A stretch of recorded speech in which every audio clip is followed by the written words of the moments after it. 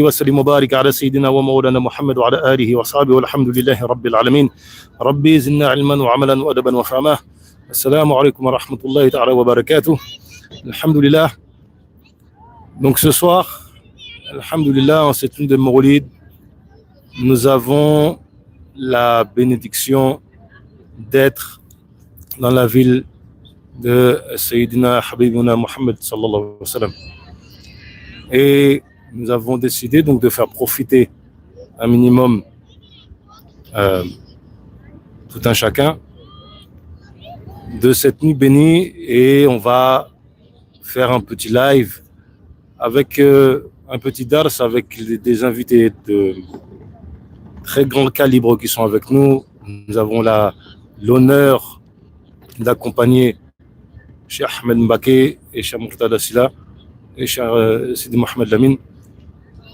pour visiter le prophète alayhi salatu wassalam à Médine. Et on va profiter de leur présence pour qu'ils nous fassent un dars, à savoir que le dars va être fait en Wolof. Que les gens ne s'inquiètent pas, il y aura une traduction qui va suivre. Et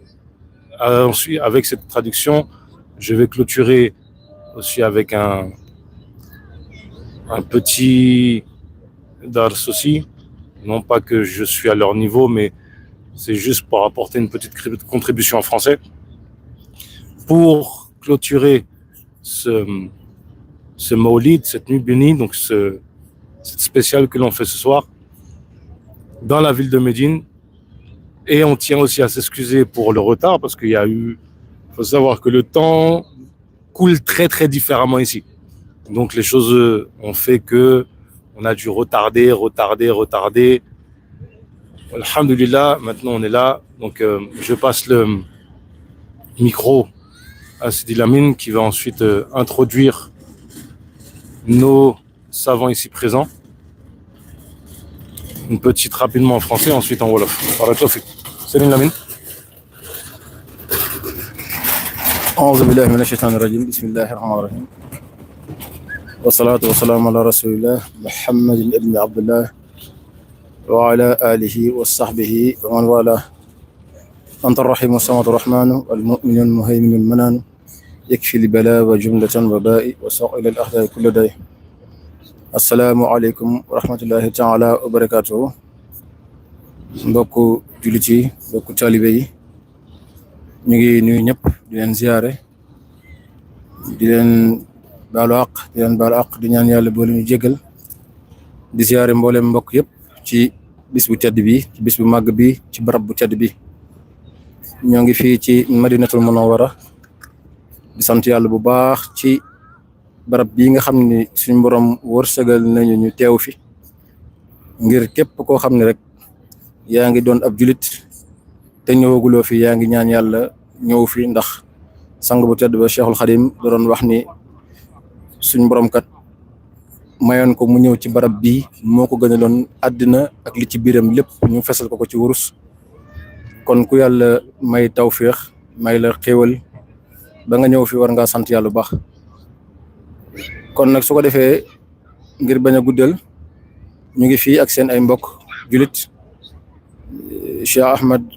Mbacké Daaru Muxti, di ko xam ni kenn dootu ko laajte ci yoon wi, ñëpp xam nañ ko macha allah, ak Cheikh Murtada Silla mi nga xam ni itam de jàmbaar lool ci waxtaane yonent bi sallallahu alayhi wasallam, ak Cheikh Moustapha mi nga xam ni moom it nekk ci taverne di jàmbaar lool ci liggéey bi Sëñ Tuubaa bi, ak seen mbokk mu xeebu mi nga xam ni tey ñoo fi bokk nekk di fas yéene waxtaane yonent bi sallallahu taala alayhi wa sallam. mbokk yi nag xam ngeen ni yonent bi sallallahu alayhi wasallam amul kenn koo xam ne rek doon nga julit, rawatina nga doon ab murit, te ëmbaloo ko cofeel mbaa sa yitte ak sa xalaat ak sa bëgg-bëgg yëpp du xëy di jëm ci moom saa su ne. ngir subhaanahu wa taala moo ñu xamal ni bu ngeen bëggee mu bëgg leen, da ngeen di bëgg yonent bi sallallahu alayhi wa sallam. Sëriñ Tuubaa itam Xaadimu Rasuul dundam yëpp di yonent bi sallallahu alayhi wa sallam, nga xam ni doom, njaboot, alal, lu mu mën a doon lépp jébbal na ko Rasulullah sallallahu alayhi wa sallam. comme dañoo toog ak ay boromi xam-xam nag, dañ leen di bàyyi ak lépp, ndax tey moom boo amee ku la waxal moom da ngay daal di far noppi. moo tax ñu ngi fas yéene tey nekk fii di gàmmu ci sant ci xéewal gi nga xam ne moom la ñu yàlla defal muy yonent bi sallallahu alayhi wasallam ndax moom la yàlla yónni muy yërmande ak xéewal ci mbindeef yëpp kon kenn kuy jullit ku nekk rek amel nga cant amel nga ak ngërëm ci sa diggante ak sa borom ngir tawfiix gi mu la defal ci boole la ci ummatu rasulullah sallallahu alayhi wasallam kon su ko defee mbokk yi ñu fas yéene waxtaane yonent bi sallallahu alayhi wasallam tàmbalee ko ci sëñ Murtada Sylla mi nga xam ni danañu waxtaanal ci saxaaba yi incha allah ak yonent bi sallallahu alayhi wasallam waaye tëjee ko ak Cheikh Ahmad Mbacke mi nga xam ni moo ñuy waxtaanal ci jëmmi yonent bi sallallahu alayhi wasallam ak i jikkoom ak digganteem ak Serigne Touba gi ci aju su ko defee kon dañ leen di daal di bàyyi kàddu gi ñu tàmbali ko bismillah. أعوذ بالله من الشيطان الرجيم بسم الله الرحمن الرحيم الحمد لله رب العالمين وصلى الله وسلم وبارك على سيدنا محمد وسلم تسليما السلام عليكم ورحمة الله وبركاته mbokk yi tedd yi ñuy topp ak mbokk yi tedd yi ñu bokkal jotaay bi ñoo ngi leen di nuyu di jiital ci nuyoo bi kilifa gu tedd gi ñu àndal muy Serigne Ahmad Mbacke di toog sax ak moom di wax ci lu jëm ci yonent bi sallallahu alayhi wasallam loolu xam naa njuumte lay doon waaye ndigal la loo xam ne luñ am la ci moom am ko ci mbokk yi kon noo ngi sant yàlla bu baax ne ko Cheikh Mouhamadul Amin waxee rek tey yii mooy bisub gàmmu ñu ànd ko mbokk yi toog Cheikh Moustapha Cheikh Abdoulahi ñu nekk ci xorum bi toog nii ci wetu gën gi mbindeef sallallahu taala alayhi wa sallam ñu bëgg a def rek ak fàttale goo xam ne day jëm ci yonent bi sallallahu alayhi wa sallam ngir ne fàttali moom day jëriñ rawatina nag fàttali ci jamono ji nga war a fàttalee jamono joo xam ne xol yëpp ak xel yëpp ci kenn rek la jëm mu yonent yàlla Muhammad sallallahu taala alayhi wa sallam ci addina bi yëpp nag jullit yëpp ñu ngi feeñal seen cofeel ak seenu mbëggeel ci borom xorum bu tedd bii nii yonent bi nag dafa doon koo xam ne képp ku di jullit da nga ko war a xam ndax dafa bokk ci li ñuy laaj bu ëllëgee yomal xiyaam daa bokk ci laaj yi ñuy laaj mooy laaj ju jëm ci yonent bi te ku la ko gën a xam moo la ko gën a sopp ndax léppamam dafa set léppam dafa leer bis ni tey jii nii di fukki fan ak ñaar ci weeru gàmm bis ni tey nii ci la Moustapha sallallahu taala alayhi wa sallam nga ne woon jamono ca Makkatal Mukarrama ñun nag ñu ngi ci Madinatu Munawwara yonent bi ñaari étape la dundam gi dañuy tuddee alhahdul makki ak alhahdul madani maanaam étape bu mag wala almarhalatul makkiya ak almarhalatul madaniya étape bu Makkatal Mukarrama ak étape bu Madinatu Munawwara bu dee Makka moom def na fa fukki at ak ñaar bu dee Médine gii ñu nekk def na fa fukki at ak lu teg loolu boo ko boolee muy ñaar fukki at ak ñett biñ koy yónni mu amoon ñeent fukki at ñaar fukk ak ñett boo ko boolee ñeent fukk mu jox la juróom benn fukk ak ñett 63 ans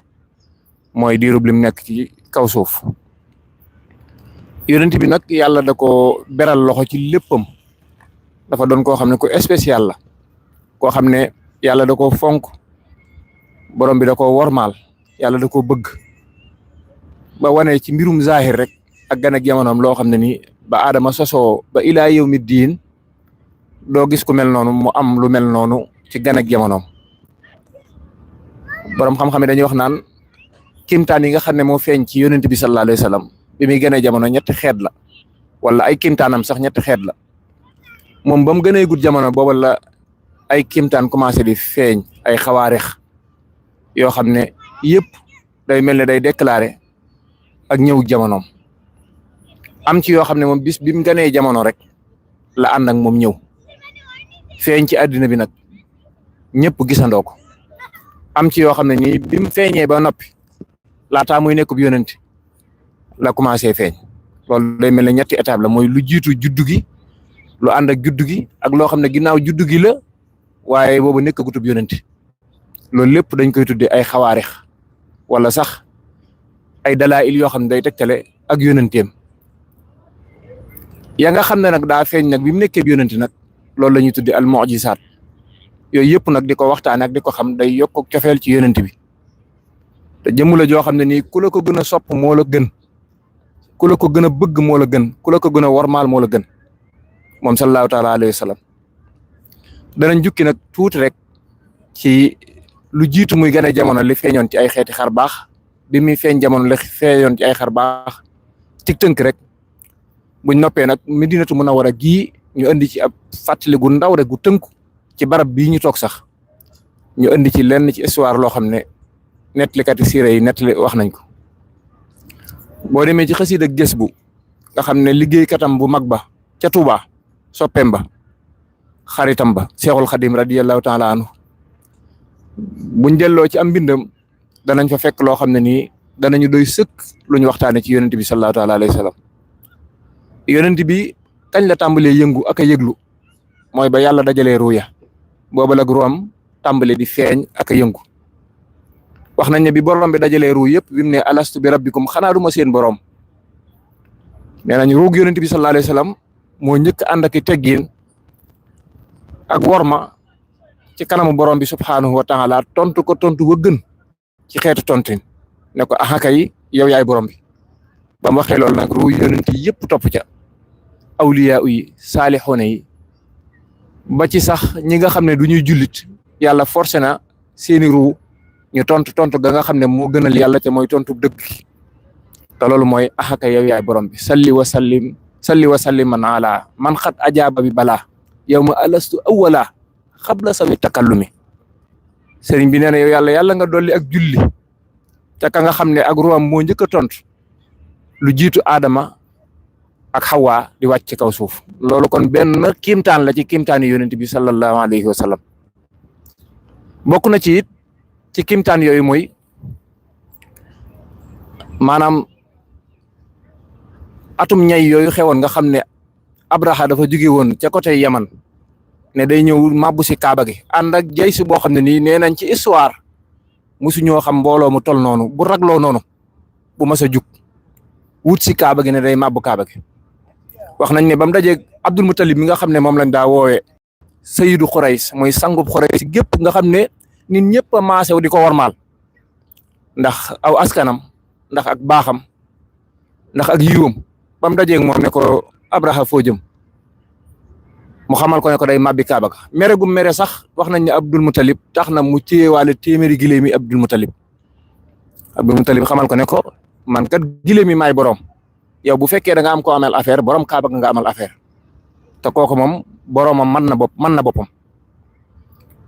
loola wax nañ ne xew-xew boobu da bokk na ci yi doon yëglu ñëwug yonent bi sallallahu alayhi wa sallam loolu suñu borom nettali na ko ci alquran ci suratu fiil ca na ko yàlla alage mooy yebal ay picc maanaam moom daa ànd ak xaywaan bi gën a rëy ci xaywaan yi muy ñay yàlla yebal xaywaan bi gën a tuuti ci xaywaan yi muy picc loolu kiimtaan la goo xam ne mën nañ cee jànge lu bari. kon yii yëpp ci di jiitu ñëwug yonent bi la moo tax sax sallallahu alayhi wa sallam bi muy ñëw jamono daa dajeeg xew-xew bii ñu ko daa wax naan wulida fi amil fiil mi ngi judd ci atum ñay yi loolu ci kiimtaan yi la bokk. kon yii yëpp ma waxagun muy ñaar yi ma waxagun yëpp daa feeñ lu jiitu gan ak jamono yonent bi sallallahu taala alayhi wa sallam.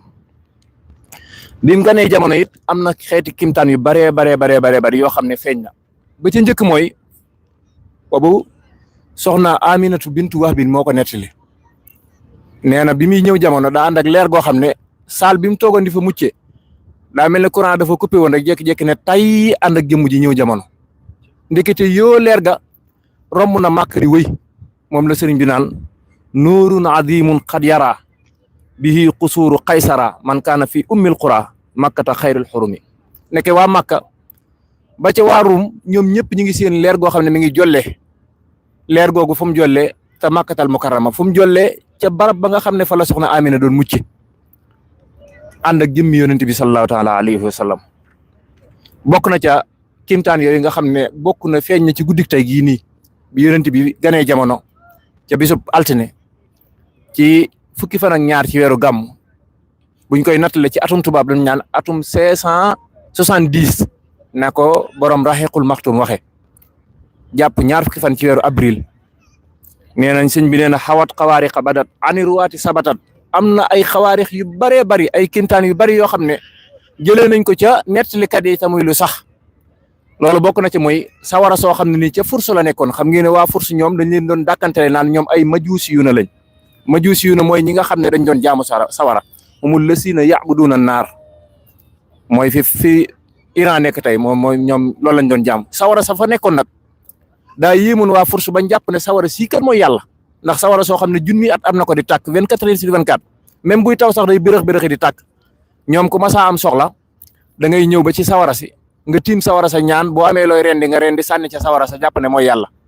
bi sallallahu alayhi wa sallam ganee jamono sawara sa daa jékki-jékki ne xamaj fay ba mel ne fii dara musu fee tàkk. loolu amoon na ca furs moom la sëñ bi naan ka misli naarin utfi'at maa hamiha daqami wa ayni saawata lati qad azumat wa jalati. ayni saawa nee nañ bëtum ndox la woon boo xam ne bu yéeme woon la moom it am na ñu koy nattale sax naan bëtum ndox la boo xam ne matoon na 40 kilomètres. am na ñuy wax lu mel noonu ci nettalikat yi. moom it bi yonent bi ganee jamono ndox ma daa ñiis waaye la ca yéeme mooy daa mel ne fii ndox musu fee am. moom la sëñ bi naan kal xadami dafa mel ni dara musu fee am fii. xam nga ndox bu amee fenn ba jógee fa ku ñëw da nga naan fii de ndox amoon na fi taawoon na fi waaye bi yonent bi sallallahu alayhi wasallam ganee jamono ndox ma daa jékki-jékki rek dem yoonam comme na sawara sa fayee ca furs. loolu lépp nag day wane ne yëglu adduna bi fu waay nekk rek am na lu mu yëg ñuy waxtaane di commentaire di wax ndeketi yoo sayyidul xalq maanaam sangu mbindeef yi yàlla bind yëpp moo ñëw jamono mu yonent bi sallallahu taala alayhi wa sallam. kon kimtaan yi feeñoon bari na. Kisra mi nga xam ne it moo nekkoon ca furs nga xam ne waxoon nañ ne jamono jooju moo nekkoon buur bi ëpp kaaraange ci kaw suuf bi yonent bi ganee jamono. wax nañ ne palais ba mu dëkkoon da doon yëngatu goo xam ne nii ñëpp la yéemoon mel ne suuf si da doon yëngu ba wax nañ ne sax fukki bàngaas ak lu teg yoo xam ne ca palais ba daanu na ci suuf. ba Kisra sax néeg bi mu nekkoon lal bi mu toogoon sax da doon yëngu ba tànkub lal bi dam ca dara yëngalu ko du ngelaw du suuf si yëngu du dara lu dul leeru yonent bi sallallahu alayhi wasallam moo yëngal tabax boobu noonu. moom la sëriñ bi naan iwaanu Kisran sadaha fiha wa xablu rofiha. wax nañ ne tabax ba boo ko masaa di xool da nga naan moo tabax bii laalul asamaan ndax yanj gum yanjoon ba nit ñi dañoo dox naan lii de adduna ju tukki dong mooy tax mu daanu. bi yonent bi ganee jamono da doon yëngatu bu baax a baax hatta sarirun kasara ba lal bi mu toogoon sax daa mujj damm li tax mooy li ajli hawli nihtara min nuuri afdalil wara. loolu lépp ay xeeti kimtaan la yoo xam ne feeñoon na ci bi yonent bi sallallahu alayhi wasallam ganee jamono. bi mu ganee jamono it bari na kimtaan yoo xam ne nii ginnaaw bi mu ganee jamono booba ñi amoon teg ak seetlu ñëpp xamoon nañ ne ndaw lii ñu baal ñu sax ci kàddu gi waaye ndaw lii am na lu mu àndal. loolu Alimatu Saadiya waxoon na ko soxna Aminatu ndax yonent bi mu ganee jamono daa bokkoon ci aaday arab yi mooy ñu yóbbu gone yi ci dëkk village yi ñu nampe fa wala ñu yaroo fa wala ñu joxe leen fa bañ gën a màgg. loolu li ko waraloon mooy xeeti dund gañ doon dund foofu muy meew mañ doon naan ak xeeti dundin boobu day tax dañuy am wér gi yaram ci seenu làmmiñ day leer te dañuy yeewu. loolu bokkoon na ci li taxoon wax nañ ne soxna Alimatu Saadiya bi mu àndee groupe gam àndaloon jóge Banu Saad dugg Màkka di wër ku leen di dénk gone. wax nañ ne ku dugg ci soxna Amina bu la présenté xale bi rek da ngay daal di joxe ngant ndax da ngay daal di xam ne jirim la te li ñuy fay ñoom bëriwut. Alimatu Saadiya bi mu duggee da ne comme man bi ma xëyee ba léegi maa ngi wër am ma kenn ku ma dajeel nañ ma bàyyi rek ma yóbbu ko. kimtaan ga njëkk a feeñ ci soxna Alimatu Saadiya nee nañ warwaay wa mu yoroon muy mbaam ma nga xam ne mbaam mu yeex la woon daana ci sonn lool pour mu jógee Màkka dem Banu Saad. wax nañ ne ba mu yoree jëmb yonent bi rek yéegal ko ci mbaam mi rek mbaam ma daa mel ne melax mu romb mbokkam yëpp àgg fa mu jëm. loolu moom bokk na ci li njëkk a feeñ. bu ñaareel ba mooy Alimatu Saadiya yoroon na gone goo xam ne du nelaw guddi day jooy bi yonent bi ñëwee gone gi dana nemm jooyatul guddi. Alimatu Saadiya yoroon na ay gàtt yoo xam ne dañoo loofoon lool wax nañ ne bi yonent bi sallallahu alayhi wasallam ñëwee ñoom ñëpp dañoo mujj suur dégg nga maam am meew ba nga xam ne kër gi dafa mujj naat. loolu lépp ay seetlu la yoo xam ne soxna Alimatu Saadiya seetlu woon na ko ci jëm yonent bi mu gënaloon ko nag mboolem ñi nekkoon ci kër gi. looloo tax bi malaayika yi dikkee fekk ko moom yonent bi sallallahu alayhi wasallam mu toog ak gone yi gone yi yëpp daw yonent bi ko daloon la woon te amu fit malaayika yi dañ koo jaaxaanal mu jaaxaan ñu xar dënd bi yor ndoxum sam-sam ak ndab yoo xam ne ndabi wurus la ñu raxas ko ne ko waat kàpp tëj Anas ibn Malik nee na gis naa dënd bi yonent bi sallallahu alayhi wa sallam mu mel ne xeeti jeexiti ñaw-ñaw moo ne ci dënd bi loolu day wane dënd bañ xaroon Alimatu Saadi ba loolu amee rek daa jékki-jékki ne kii moom dama koy delloo ji balaa dara xew ndax bëgguma ak ndogal di dal sama loxo bi mu ñëwee soxna Aminatu ne ko yow kat délai ba ñu waxoon jotagut lu tax nga di ko indi mu ne ko du dara mu ne ko déedéet wax ma lu mu doon rek ba mu ko nettalee lii dana ko lii du dara xanaa xamoo ne kii man gis naa ci moom lu ne te jàpp naa ne dana dooni dara bu ëllëgee daan ne bi ma ko tollee diggante sax jigéen ñi liñ daa yëg suñ tollee diggante man daawu ma ko yëg ca la ko nettalee leer googu nga xam ne it ca la feeñoon loolu lépp ay kéemtaan la yoo xam ne bi mu doonee ndaw la bokk na ci it mooy bu masaa di génn di dox daa am lu koy tiim di ko keral ba kim àndal sax naaju day dal ci kawam waaye du dal ci kaw yonent bi sallallahu taala alayhi wa sallam ak yeneen ak yeneen ak yeneen yoo xam ne yu baree bare xewoon na ci yooyu yëpp ci étape bu màkk la bi mu amee ñeent fukki at nag bañ yónni ko moom yonent bi sallallahu alayhi wa sallam nga xam ne bi mu wootee soxnaam su baax soosu di soxna Khadija nga xam ne lu jiitu muy nekk bi yonent lañ xamante woon àndoon doon liggéey moo ko njëkk a wuy si Sidna Ali bokk ca ak ñeneen ci saxaaba yi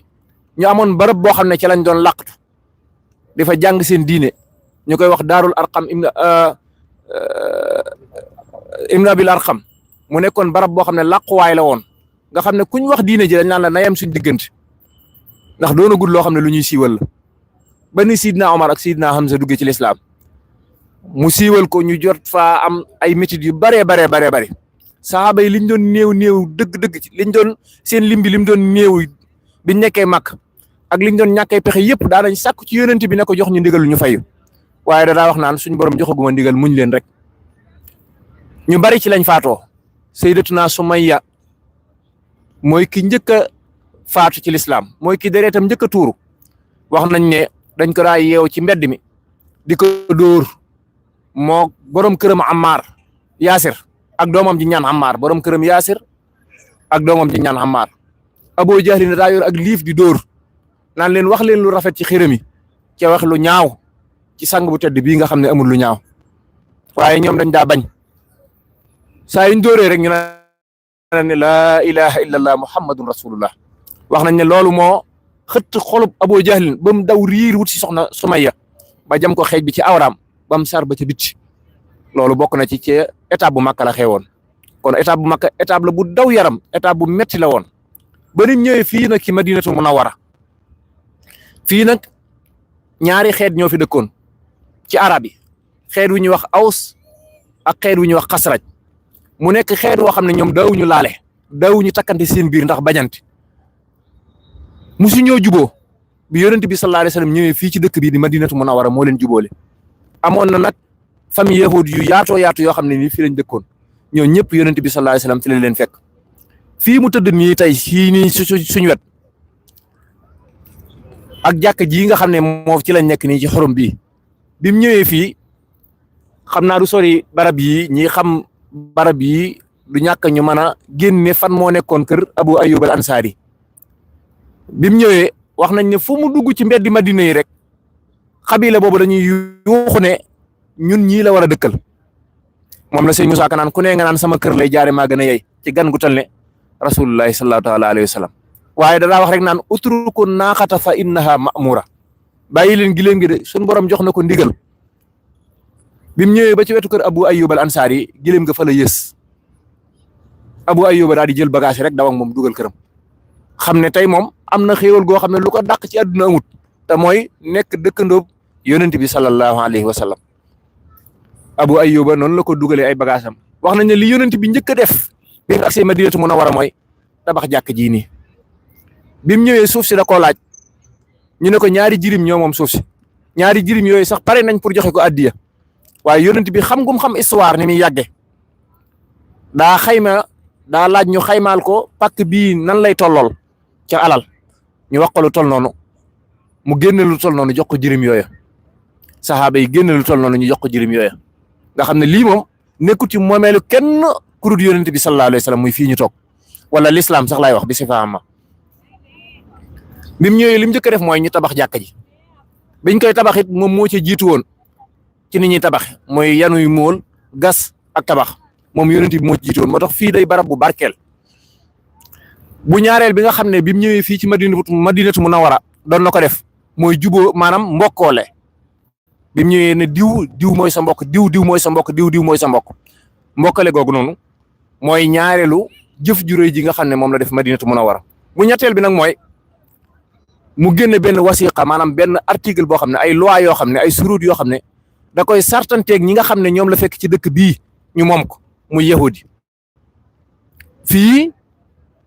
dem nañ ba nga xam ne amatu fi waaye dëkk la woon boo xam ne nii buñ xamoon ci ay yahudi yu fi nekkoon la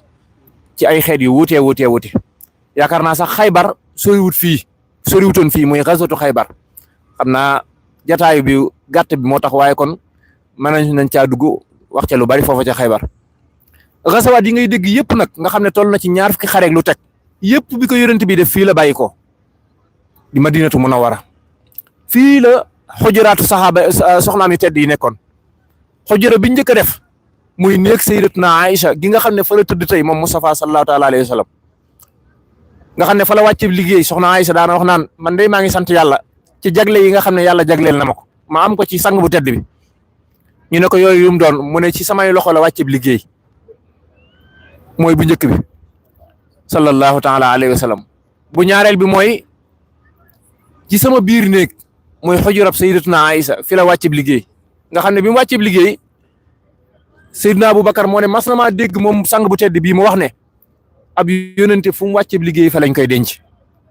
loolu moo tax ñu denc ko foofu bu ñetteel bi nee na tooy itam ay tooyiti maanaam ndax yónente bi wax nañ ne li mujj def mooy socc kenn ci mbokk yi soxna Aïcha yi bi mu duggee seexub socc yónente bi di xool socc bi boobu mi ngi ci laxasaat yu mujj yi ci la yónente bi soxna Aïcha wax ne yónente bi daa mel ni daa bëgg a socc ñu génne socc bi jox ko soxna Aïcha damm ko ba noppi yëy ko ba mu am buntu buñ mën a soccoo mu jox yónente bi mu socc tooyit yooyu la naan sama tooyit moo mujj laal tooyitam ñoom yónente bi sallallahu alayhi wasallam loo ci am rek loola ndam la yëpp moom la ko yàlla jagleel xujurab soxna Sawda bokk ci soxna yi ko tedd ki sallallahu taala alayhi wasallam fii la nekkoon koo dégg rek ñu ne soxna si yónente bi la sallallahu alayhi wasallam ñoom ñëpp seeni néeg fii la nekkoon ba mu des soxna Khadija mi nga xam ne moom ca jamonoy Màkka ja la wàcc liggéey xutba bu wert bee ngay jàkkaar lool fi la Seydina Aboubacrin mi nga xam ne mooy xalifa bi njëkk bi wuutu yonent bi sallallahu taala alayhi wa sallam fii la tëdd Seydina Omar fii la tëdd ci ndigalu soxna Aïcha wax nañ ne Omar biñ ko jëmee ci julli moom mooy yónnee ci soxna Aïcha ne leen bu ngeen demee ne leen ko dama koy ñaan la def ci néeg ba mu waajalal ma foofu loo xam ne nii fa lañ may denc booba sax fekkoon na soxna Aïcha mu baax mi waajaloon foofu boppam waaye bi mu ñëwee ne ku toll ne Omar day bu mu ñaanee lu mel nii man pare naa pour jox ko loolu noonu mu féete foofu te bokk na ci mooy bi nga xamee ne jam nañ ko moom Seydina Omar ci julli lam njëkk a def mooy moom daa waajal boppam julli li mu wax mooy asalla naas waa jàkka ja ba julli nañ ñëkkuñu di ma xaar ñoo xamal ko ne ko waa jàkka ja julli nañ ca la wax ne jéem leen maa téye ñu téye ko mu julli ba àggal xujura bee ne ngeen di jàkkaarlu muy xutba bu verte bii ñu denc Mustafa sallallahu taala alayhi wa sallam wax nañ ne biñ fi dencee Omar Sayyidatuna Aïcha buy dugg léegi day def niqaab day muur kanam gi ñu laaj ko mu ne bu njëkk ba fa daa dugg ak muuraay gu yamamaay wala col gu yamamaay ndax yonent bi sallallahu alayhi wa sallam mi nga xam ne moo ko yoroon nekkoon sëriñam moo fa nekkoon ak baayam Aboubacrin bañ fa dencee Omar dane dama rus Sayyiduna Omar nga xam ne buy dugg day waaj soluwaat def niqaab ci kanam gi soog a dugg ci biir fii nii ñu nekk mooy ñaareelu jàkka ji nga xam ne moo gën ci kaw suuf ñaareelu jàkka ji nga xam ne bu Makka wéyee fii mooy fi gën ci kaw suuf fii lépp lu neex yonent bi daj na ko fi am na ko fi waaye lépp lu di naqarit sallallahu alayhi wa sallam daj na ko fi fii mbokk yi barab la boo xam ne nii bu neex a waxtaane la barab la bu baatine barab la bu tedd amul fu ko gën ci kaw suuf fee mu tëdd fii saxaaba yi ngay dégg yëpp fii lañ nekkoon ak yonent bi sallallahu alayhi wasallam borom xam-xam yi ba ci mazhabu Malik bi ñu nekk imam Malik fii la doon jàngalee fii moo nekkoon barab daara ji imam Malik mu baax mi nga xam ne sëñ bi nee na ñu wëy ca tënku ci am mazhabam imam Malik fii la doon jàngalee kon fii ñun waa Touba yaakaar naa ak waa kër Cheikhul Khadim barab la boo xam ne nii bu ñu war a wormaal la war a doon barab la buñ xamit barab la buñ gis ci njàngaleem sëriñ bi lu bare xam naa waxtaan mi ngi guddi te dama doon ubbil sëñ Ahmadou rek mi nga xam ne lépp lu ñuy wax ci yonent bi sallallahu alayhi wa sallam ak siira moo ñu ko gën a xam tey aw waxtaanam ci yonent bi sallallahu alayhi wa sallam ku koy diglu rek dana yokk cofeel ci yow ndax li muy wax ci yonent bi sallallahu alayhi wa sallam lu nekk la ci moom lu mu gëm la ku bëgg a jooy rek wala sa xol bëgg a tooy ci yonent bi sallallahu alayhi wa sallam boo duggee ci YouTube bi nga xool sëñ Ahmadou li mu wax ci yonent bi doo bëgg lu dul rek ñëw ci barab bu tedd bii nii lu def lu dul tooyal sa xol ci yonent bi sallallahu alayhi wa sallam ca loolu nag du kaddu gu neex wala mën a wax moo koy joxe waaye xol bu set ak mbëggeel gu wér gu mu am ci yonent bi sallallahu alayhi wa sallam dañ xam ci lu bare ba ci ñun ñii sax buñ bëggee tooyal suñ xol ci yonent bi dañuy ñëwaat ci ay waxtaanam wala ñu di ko diglu ku mel noonu nag boo toogee ak moom loo man di wax loolu ak ubbi lay doon rek kon xam naa ñu ngi ñaan mbokk yëpp ñu déglu ko mu waxtaanal ñu ci rasulullah sallallahu taala alayhi wa sallam ci fu mu ci ñëwee rek baax na kon ñu ngi santaat sëñ Mouhamad di jégglu bu baax a baax nag wax ji moom jaxasoo nañ te bari na ay lëj-lëj xam naa wasalaamaaleykum wa rahmatullahi wa barakaatu. Tubaarkalla alhamdulilah ñu ngi sant bu baax tubaarkalla di sant bu baax ci waxtaanu sëñ Mouhamadul Mourtada Sylla mbokk yi xam naa ne seen xol sedd na ndax ñi mu indi saxaaba yi ak ñi mu indi lenn ci dundu Yonent sallallahu alayhi wasallam temps bi moo ñu ko mayut waaye wax dëgg yàlla mën na cee dem ba suba waaw ñu ngi sant bu baax xanaa ñu ñaanal ko yàlla rek gën ko dolli tawfeex yàlla def mu bañ a doon suñu mujj gàmm fii ñu fas yéene kon jox sëñ Ahmadou mi nga xam ne daanaka du ko may présenté mu fas yéene waxtaan ci Yonent sallallahu alayhi wasallam kon sëñ Ahmadou bismillah. mën na ko takk rek mu takk ko ni wala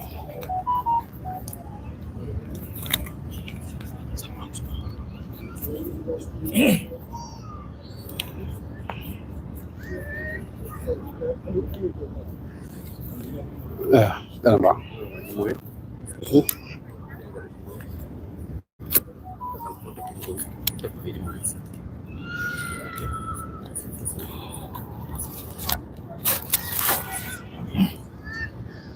أعوذ بالله من الشيطان الرجيم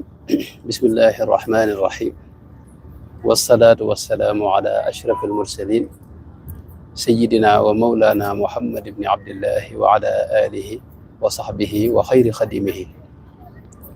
رب اشرح لي صدري ويسر لي أمري واحلل عقدة من لساني يفقه قولي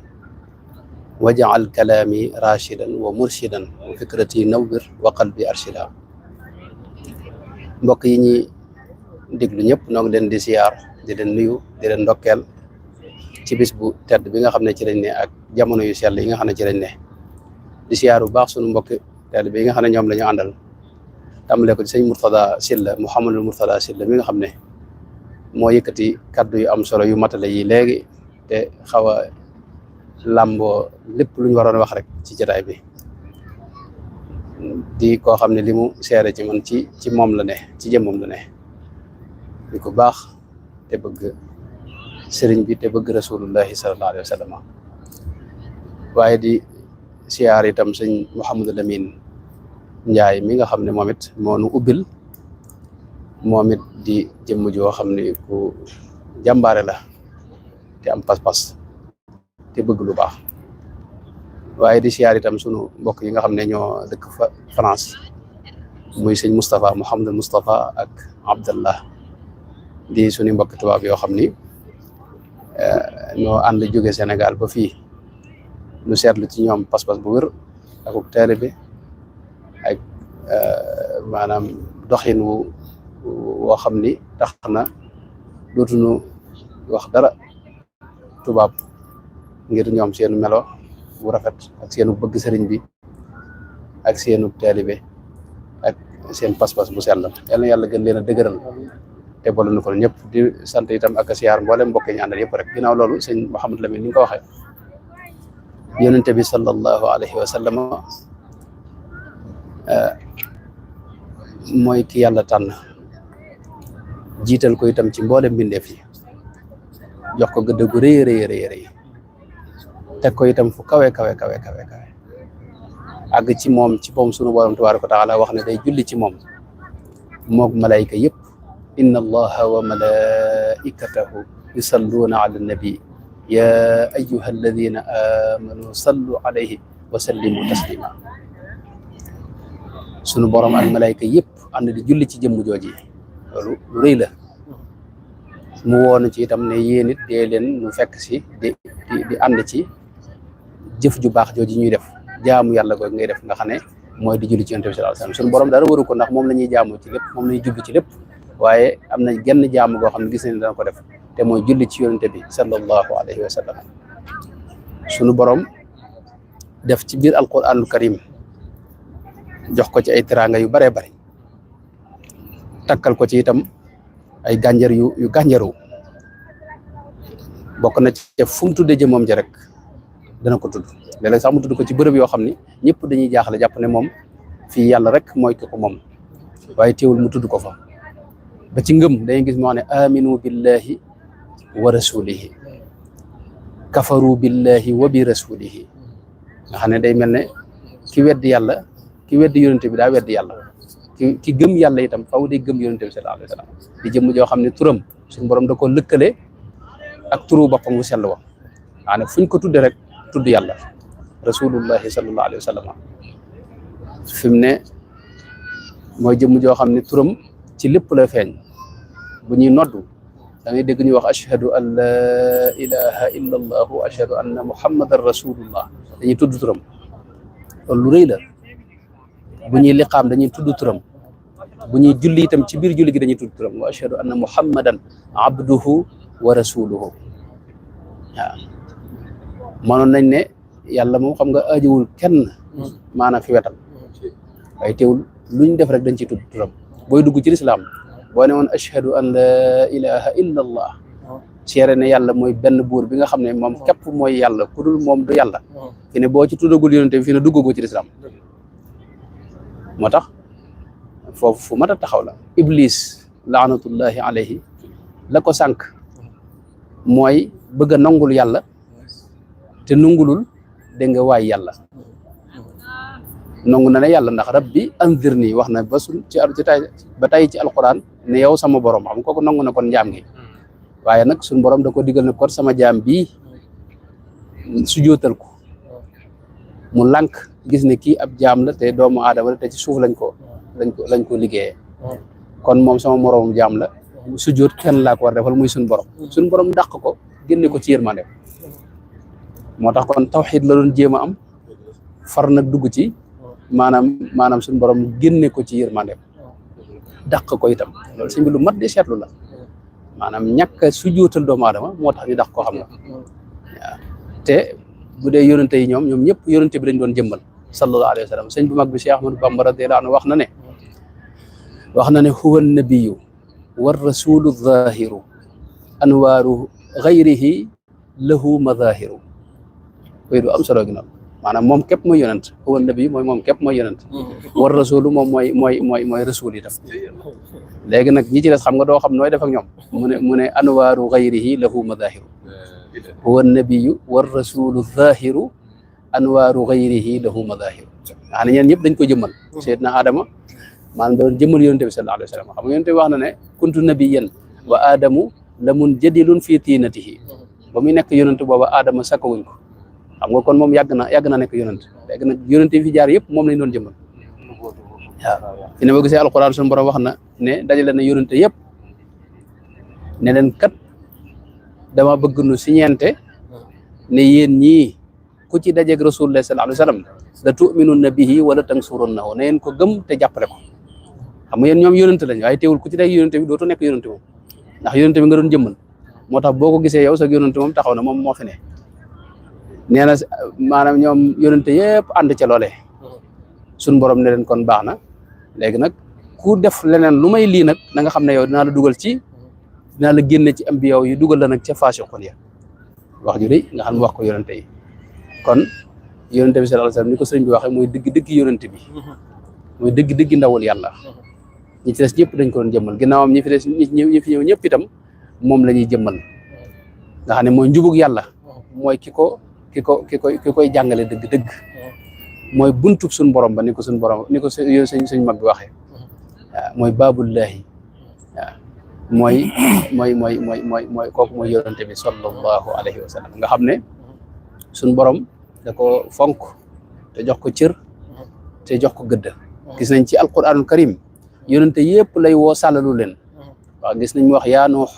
mooy da ko woo yow nuux yaa isa ibna maryam yaa ibrahim yaa zakariya inna nubashiruka yaa yaxya xudil kitaaba waaye yonente bi moom amul fenn fu mu ko sàllaloo bu koy wax da ko wax ne ko yaa ayyuha nabiyu ak yaa ayyuha rasulu yaa ayyuha almuzammilu yaa ayyuha almuddassir fi muy tudde turam mooy buy wax ba wax ji agsi muy net li man ixbaar ba agsi ci nag war a tudd turam tudd ko waaye bu ko tuddee teewul dana ko lëkkale ak luy wane teraanga jooji mooy muhammadun rasulullah waaye da nga gis mu wax ne rasulullahi gis nga da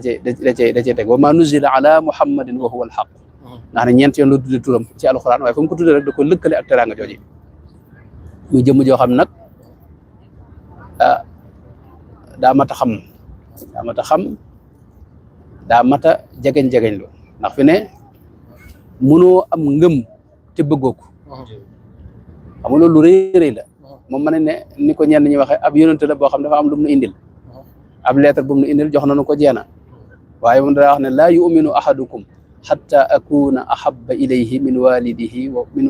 waladihi wa naasi ajmain maanaam bala nga am ngëm ci boppam ngëm mënoo ko am laa yuminu mooy mënoo gëm li fee gën lu ma la gënoo maa sopp ci sa jëmmi bopp gën maa sopp ci say wayjur gën maa sopp ci mboolem adduna sëpp ak alali adduna ak lépp rek li fee bëggu yonente bi mënoo am dëgg-dëgg ngëm ndax léppi ngëm ma ngi ca xolub rasulullahi ba sallallahu alayhi wa sallam te bëgg mooy jokkale ñaari xol boo ko bëggee nag ci la ngëm googi di mën di royaate di tabbi sa xol loolu sax wax na ci alquran suñu borom wax na ne huwa udhu xayrin lakum yuminu billahi wa yuminu lil muminina loolu ci ay yoo xam ne ci alquran daañy wax ne maanaam nii xuta tekki waaye ci ngay xamee kan mooy yonente bi sallallahu alayhi wa sallam waaw rasulullahi sallallahu alayhi wa sallam mooy ngën ji bindeef mooy ki yàlla tànn mooy soppeeb yàlla ba mooy ki tàmbali lépp mooy ki mottali lépp itam mooy ki nga xam ne dara tënk ko mooy ki nga xam ne moom la yàlla xool ci biir jaam ñi waaw xam nga wax na ci alquran ne ko wasbir nafsaka maa alladina yad'uuna rabbahum bilgadaati wal ashiyi yuriduuna wajhahu ne ko wala taadu aynaaka anhum maanaam yuriduuna wajhahu mooy murid yi su yonente bi suñu borom da ko digal mu tënk boppam fii biir murid yi nekk ci biir murid yi ne ko sa bët bu mu tegg ko ci ñoom maanaam nga xam ne waxtu mi ngi leen di xool bëtam yërmaane ba nga xam ne ci lay tëbbu gaañi waaye waxoon na ko ne ko fa innaka bi ayunina waxoon na ko loolu fa innaka bi ayunina maanaam suñu borom moom lay xool moom lay teg bët xolam bu sell boobee moom nag muy teg bët gaa yi sellal ñëpp kookoy mooy rasulullahi sallallahu alayhi wa sallam nga xam ne guddi gi mu feeñee rek lii sëñ Murtala doon nett li wane na ne maanaam jëmma ngi noonu joo xam ni kii man la guddi goo xam ni adduna sépp da ko feete ñëpp màggal ko ñëpp bëgg ci waaw ndax gis nañ asamaan si mu mel ne ay biddiw da ci fàqe nga xam ne mooy njum yi doon dal seytaane yi waaye li nit ñi gis moom mooy ay njum yuy fàq ci asamaan si dégg nga gis itam leer goo xam ni daa leer adduna sépp ba ca Iraq nga mën a nekk fii yonente bi sallallahu alayhi wa sallam fi Madinal Munawwara di gis leer gi leeral ba waa Iraq ci biir guddi gi waaw yëmul ci loolu mbooleem liñ doon jaamu te du yàlla dal di ay jafe-jafe daal ci tabbi sawaros majos wi nga xam ne ay junni at ñu ngi koy taal Moustapha yi daal di jëkkee ko fay ci guddi googu waaw nguur yu mag yi itam maanaam yëngu iwaanu kisran sadaa paleb kisra ba daal di yëngu waaw fukki balcon nangam daanu ci nga xam ne mooy fukki buur ak nangam ya fa toogaat lislaam ñëw jël si nguur ka ay ni saawata di bëtum ndox boo xam ne yaakaar naa diggante Arabie Saoudite ak Yaman sorul foofu waaye di bëtum ndox boo xam daa bari woon xorom lool nga xam ne mooy ndox mi ëpp xorom ci kii fii ne te guddi googu daa ngis xam nga loolu moo lay xam ne kon maanaam la sëñ Fallu Mbakke mu baax man ñu wax ne moom la daa wax mooy rafle mott nu mu ko waxee maanaam mboolem luy jafe-jafe daal na fi jóge ak weddi yàlla jóge na fi ak kéefar jóge na fi ak ngëm tabbisi na leerug yàlla itam ñëw na maanaam ak xéewal itam daal na ñëw te moo ko indaale moom yonente bi sallallahu alayhi wa sallam moo tax nag képp koo xam ne bëgg nga yonente bi sallallahu alayhi wa sallam jamono yi du weesu mukk te bëggaatoo ci moom fàttali ko boo nee fii fi bërëb bi dem ba tey gis nga gaa ñëpp ndeysaan ñëpp ànd ak mbégte coono bi ak tukki beeg lépp bañ accès moom ñëpp dañ commencé fàtte ngir ne accès nañ fi bërëb bu suñu soppe bu mag bi nga xam ne moom waxtu ne noo ngay nekk fa fu ne yaa nga nekk sam réew waaw ñoom sëñ Moustapha mi nekk fa France ñu nekk fa Sénégal di seen xubbatul xadra bii waaw xubba bu wert ko bi nga xam ne foo ko séene mu fàttali la rasulullahi sallallahu alayhi wa sallam loolu nag tey boo ñëwee ba fi moom xëy na man nga fee ñëw sax te doo xam gëdd ak bërëb bi waaye sëñ Cheikh Ahmadou Bamba radiyallahu anhu nga xam ne moom daana wax ne yaminu rabbiya mazharul mujtaba afdalu min mil il biladi dahaban waaw ne addu sépp nga dajale ko ba mu fees ak alal ak or nee na loolu siyaare rasulullahi sallallahu alayhi wa sallam moom ko gënal waaw nga xam ne moom lu ne wax na ko ndeysaan ci bëgg a siyaar si rasulullahi sallallahu alayhi wa sallam kooku nag moom la ñuy siyaar si nun moom la ñuy siyaar si waaw sëñ Mouhamed mi nga moom it sunu mbokk mu dëkk fële ca Maroc macha allah mi nga bu ko defee nag gis nañ bis bi muy bis bi mu feeñe woon lu mat a fonk la lu mat a fonk la li tax mu mat a fonk mooy bég ci yonente bi sallallahu alayhi wa sallam ku ko def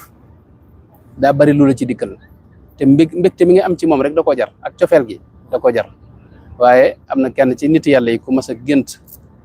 gis yonente bi sallallahu alayhi wa sallam laaj ko ne ko gàmm yi ñuy def di fàttaliku sa feeñ lu ci ne yonente bi ne ko man fariha bina farihna bihi man fariha bina farihna bihi waaw nu bég ci moom ku bég ci noonu nu bég ci moom te yonente bi bég ci yow loolu lu rëy rëy la moo tax suñ Cheikh Ahmadou Bamba radiyallahu anhu daa wax ne li mawlidil muxtaari sirrun yuktamu isawnuhu anil wara yanxatimu maanaam am na secret bu ci ne boo xam ni du sax lu ñuy feeñal lu ñuy wax fekk secret bi fa mu tàmbalee rek mooy mbégum xol ak cofeel gu dolli ko ci yonente bi sallallahu alayhi wa sallam foofu la tàmbalee gis nañ Abu Lahab mu doy waar moomee nekkoon bàyyi bu ndaw yonente bi sallallahu alayhi wa sallam nga xam ne yonente bi maanaam ki ko gën a sonal mooy Abu Lahab ndax daa yaru fi moom daa yaroo fi moom léeg-léeg daana toog di waxtaan ci yonente bi daa dem ci marché yeeg fépp di waxtaan ak ñoom ci lislaam waaye Abu Lahab da koy fekk fa mu toog ne leen kii kat sama ndooma li muy wax lépp nag bu leen ci jàpp dara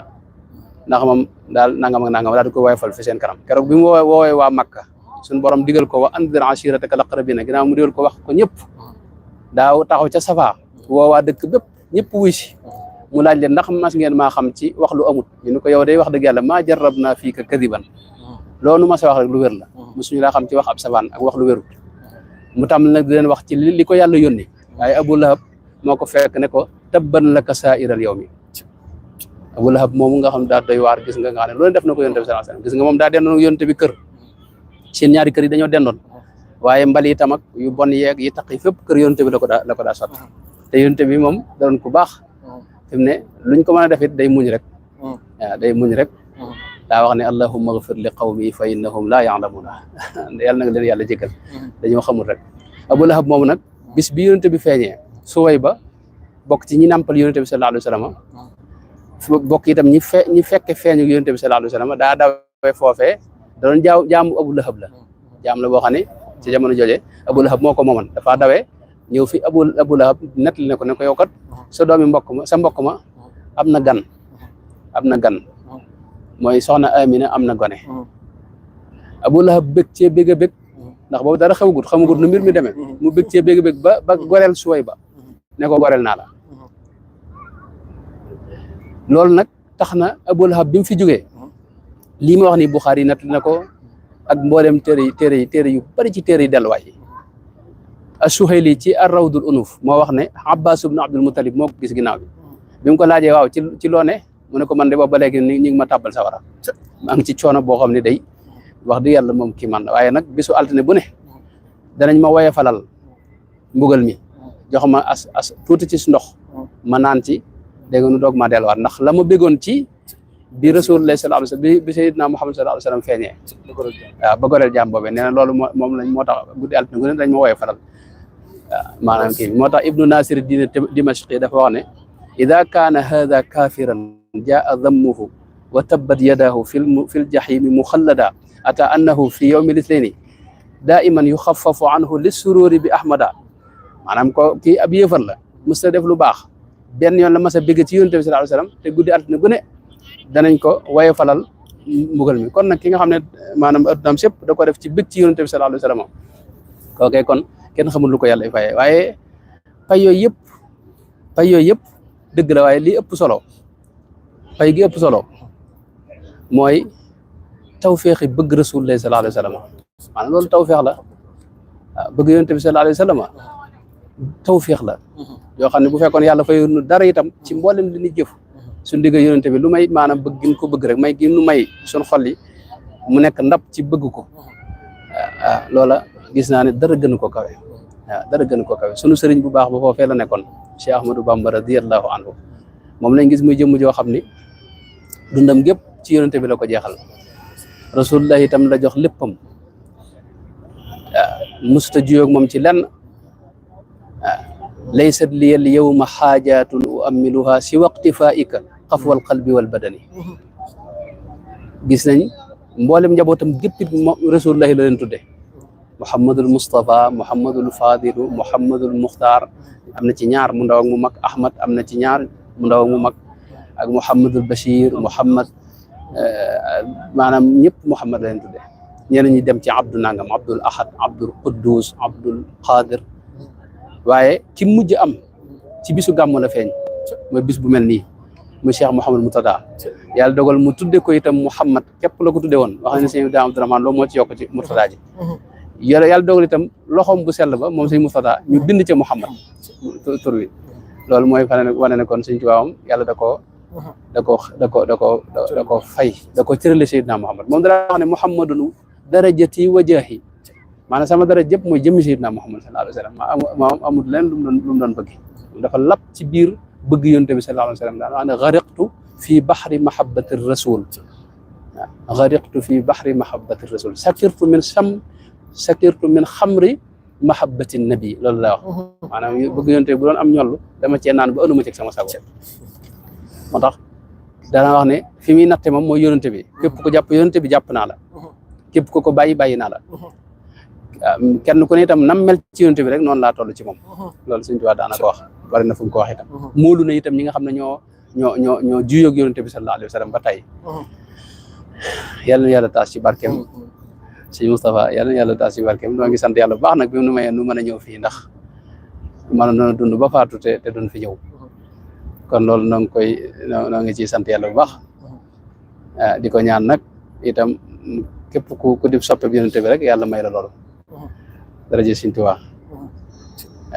Rasulullah sallallahu alayhi wa sallam itam noo ngi koy siyaar bu baax di teewlu bërëb yi nga xam ne fi lañ ne lu wóor ne mi ngi fi maanaam moom nekkoon na fi te Sëñ Tuubaa mu baax ma itam nga xëy na am na sax ziyaara ci ruux am na waaye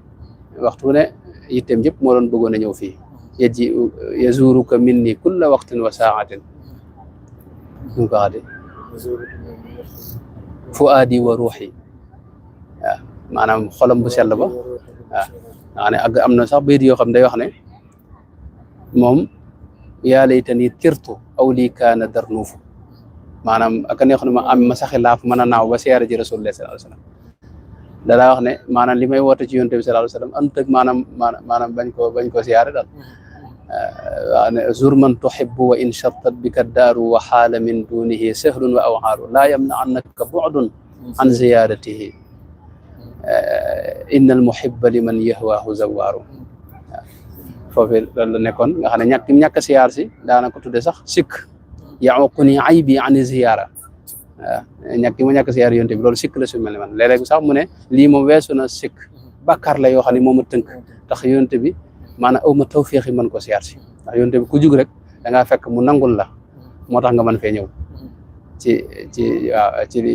waaw mi ngoog bu ko defee nag moo tax mu daa wax ne loolu bàkkaar boo fi ne jéggul na ko ba tey wax ne xafaaru lighfir zunubi wafku kan kabali bi man alayya li tarki zawrahu aaru bi man yuxaatibuni fi zawri rawdatihi baytaani min qawli man bil urfi ammaaru zur man tuhibbu wa in shattat bika daaru wa xaala min dunihi sahlun wa awaaru laa yamna annaka bu'dun an ziyaratihi inna al muhibba liman yahwaahu zawaaru fi may jeexale mooy maanaam Sëñ Tuubaa wax na bayit boo xam ne fii rek nga ko mën a dégg moom maanaam fii duggoo ñëwoo fi bërëb bi mënoo dégg maanaam bayit boobu mooy li mu wax ne daarun mata ma yazurha zairun li hudan yasaat jooji mooy mbégum xol moom yi xam nga yasaat ñu bari dañ ko fi texe waaye texe xol mën na ko jamtal mooy mbégum xol ak maanaam jàmmi xol jàmmi biir mbégum xol moom cofeelu xol kooku maanaam saada qalbiya boobu fiire nga boo fiire sarax moom ci dëkk bi moom maam daal ko yëg moom waaw béer yi fiire nga ko mën a dëkk Sëñ Tuubaa dara wax na fii rek nag mooy ab dëkk xiyat daaru muy fii rek mooy kër mooy bërëb loolu lay tekk ci arab maanaam mubtada bi ak xabar bi ak damir bi nga xam ne moom la jiital day tegtal ne fii hiya ad daaru mooy fii rek mooy kër daarul xaqi wa diini yàlla defal tawfeex nangul nu daraja Sëñ Tuubaa maa ngi jégalu mel ne wax naa bare bare dañ laa yërëm ci coono gi waaye wax dëgg yàlla ñu ngi sant bu baax alhamdulilah sant yàlla bu baax a baax xam naa waxtaan bi daa gàtt ci ndax dañ ko bëggoon a fanaane waaye dañ laa yërëm ci coono yi nag ndax xam naa ne coono ak jëmm ji moom mënta ànd ak coono gi mënta ànd ak waxtaan bu yàgg bi alhamdulilah ñu ngi sant yàlla bu baax chers frères et sœurs alhamdulilah nous sommes vraiment contents et on remercie tout le monde par rapport à cette discussion que vient de faire Cheikh Ahmed Mbacké concernant l'amour du prophète sallallahu alayhi wa sallam. Donc on va reprendre les choses en français pour faire un petit résumé. On va démarrer peut-être par Cheikh Moustapha qui va ouvrir par rapport à l'amour du prophète sallallahu alayhi wa sallam et par rapport aussi aux Sahaba. Et alhamdulillah, nous rendons grâce à Dieu, c'est lui qui nous a donné l'opportunité et la possibilité d'être aujourd'hui ici, sur cette ville sainte, sur cette très grande ville de lumière. Je dis qu'en fait, il n'y a pas plus grande ville, il n'y a pas meilleure ville que là où on peut trouver le prophète sallallahu alayhi wa sallam, car c'est la meilleure créature. La meilleure créature, le meilleur de toutes les créatures. Là où il est, sera certainement la meilleure des villes. Et tout ce qui se rattache à lui est meilleur. Le Coran est la parole d'Allah. C'est le plus grand des livres qui regroupe tous les autres livres. Le prophète sallallahu alayhi wa sallam, Muhammad, est le meilleur des prophètes. Médina, la meilleure des villes. Donc, tout ce qui est meilleur se regroupe aujourd'hui autour de cet endroit-là. Donc, alhamdulillah rabbil alamin, si Allah nous a donné l'opportunité et la possibilité d'être là aujourd'hui, de pouvoir célébrer sa naissance qui est tellement importante que, en fait, ce que Cheikh Mohamedou Mourtada Sylla avait dit, c'est tellement important que même la nature a célébré sa naissance. Même le ciel et la terre et tout ce qui est entre les deux ont célébré la naissance de la meilleure des créatures, la naissance du prophète alayhi salatu wassalam. Si on s'en réfère tout simplement à ce que notre Cheikh Ahmad Bamba Khadim Rasoul, qui est le serviteur du prophète alayhi salatu wassalam, tout ce qu'il nous a dit et nous a expliqué par rapport à la naissance du prophète alayhi salatu wassalam, on peut se référer à son livre Jazbul Qulub, dans lequel il nous fait savoir l'importance de célébrer la naissance du prophète sallallahu alayhi wa sallam, mais aussi il nous fait savoir les événements qui se sont passés dans cette naissance-là. Dans son livre Jazbou, il dit Salli wa sallim sarmada ala allazi qad turida bi laylatin qad wulida fiha mudimul malsami. Accorde ta prière et ton salut tout le temps à celui dans la nuit de la naissance de qui on a banni les pécheurs endurcis. Donc, rien que sa naissance a été une source pour bannir les pécheurs endurcis. Donc, rien que cette chose-là, cette phrase-là, suffisait pour peut-être célébrer sa naissance. Et lui-même, le prophète, il a célébré sa naissance. Comment? À chaque fois, il jeûnait le jour du lundi. Et quand on lui demande pourquoi tu jeûnes le jour du lundi, il dit que c'est le jour où je suis né. Donc, lui-même, il rendait grâce à Allah de ce jour-là, malgré que ce n'est pas tous les lundis qu'il est né. Il est né un seul lundi, mais lui, il jeûnait tous les lundis. Donc, pour donner importance à ce jeûne-là, pour donner importance à cette naissance-là, qui a été une source, n'est-ce pas, de bonheur et une source de lumière pour tout le monde en entier. Ensuite, il dit Laylatu mawlidin nabi, Laylatu mahwiri yabi, Laylatu mahwit ta'abi, wa tuhrizit ta'asumi. La nuit de la naissance du prophète est la nuit de l'anéantissement, la nuit de la dissipation de la peine et de la purification des gens entachés de péché. Donc, c'est une nuit que quiconque qui célèbre et le célèbre de façon dans la sunna, c'est-à-dire une célébration pure et saine, en ayant l'intention de remercier Allah par rapport à ce qu'il nous a donné concernant cette rahma, cette lumière, cette guidée, sera exempté de tous ses péchés, il sera purifié. Ensuite, il dit Biha najat wal falah ma'a sururin wal najah biha rabba wa salah ma'an difa'il niqami. La nuit de la délivrance, de la prospérité accompagnée de la joie et de réussite, celle de l'avantage et de la vertu avec l'éloignement du tournement. Donc, rien que cette nuit-là, ça permet non seulement de s'éloigner du tournement, mais aussi c'est une nuit qui permet aussi d'avoir beaucoup de vertus et qui permet d'accompagner, n'est-ce pas, les musulmans vers la prospérité, vers la joie et la réussite. Et c'est une nuit dans laquelle il y a beaucoup de bienfaits, mais aussi il y a beaucoup de choses à apprendre, car cela montre l'importance qu'Allah subhanahu wa ta'ala a accordée à cette créature, mais cela montre aussi que le pouvoir et la puissance et la lumière que cette créature dégage par rapport, n'est-ce pas, à cette naissance-là. Donc, dans cette nuit, il y a, tout à l'heure, Cheikh Ahmed Baki, il l'a dit, il y a eu des moments où, dans cette nuit-là, où le prophète sallallahu alayhi wa sallam était en train peut-être de venir sur terre, dans sa naissance, il y avait même des étoiles qui partaient de partout, des comètes, comme on dit, que les anges jetaient aux shayatines pour les chasser. Et dans cette même nuit-là, il y a même un moment où la mer est devenue sucrée, telle qu'elle était salée, elle est devenue totalement sucrée. Cela montre aussi toujours l'importance de la naissance de ce prophète-là. Donc, cette nuit, le maudit Satan a été chassé des sphères en les jetant par des jets sous forme d'étoiles filantes, c'est-à-dire que des étoiles filantes qu'on lui jetait, et il prit la fuite, bredouille et blâmé avec sa faction en détresse. De même que cette nuit, donc, a rayonné au moment où il naquit le prophète, le meilleur des prophètes, que celui qui a guidé son cœur par les sagesses lui accorde sa prière, une lumière sublime par laquelle celui qui se trouvait dans la mer des cités, c'est-à-dire la Mecque, qui est la meilleure enceinte sacrée, apercevait le palais de César. C'est ce que Cheikh Ahmad venait de dire. C'est-à-dire que celui qui était à la Mecque, il arrivait à voir le palais de César, malgré la distance, à cause de la lumière. Nurun azimun qad yara, bihi qusuru qaysara, man kana fi ummil qura makatat khayrul urub. Donc, ça dit tout simplement que c'était une nuit de lumière, c'est une naissance qui apporte joie et lumière dans le monde entier. Et même dans cette naissance, on voit qu'il y a tellement d'importance que le Cheikh nous a dit que célébrer cette naissance-là, c'est une chose qui est obligatoire. Mawliduhu mu'azzamu, mubarakun muhtaramu, ta'zimuhu yanhatimu ala zawi taqaddumi. Sa naissance est glorieuse, bénite et respectueuse. Sa célébration est obligatoire pour tout chef, c'est-à-dire que pour toute personne qui a des responsabilités. Donc, c'est une obligation. Le Cheikh, il le considère comme une obligation.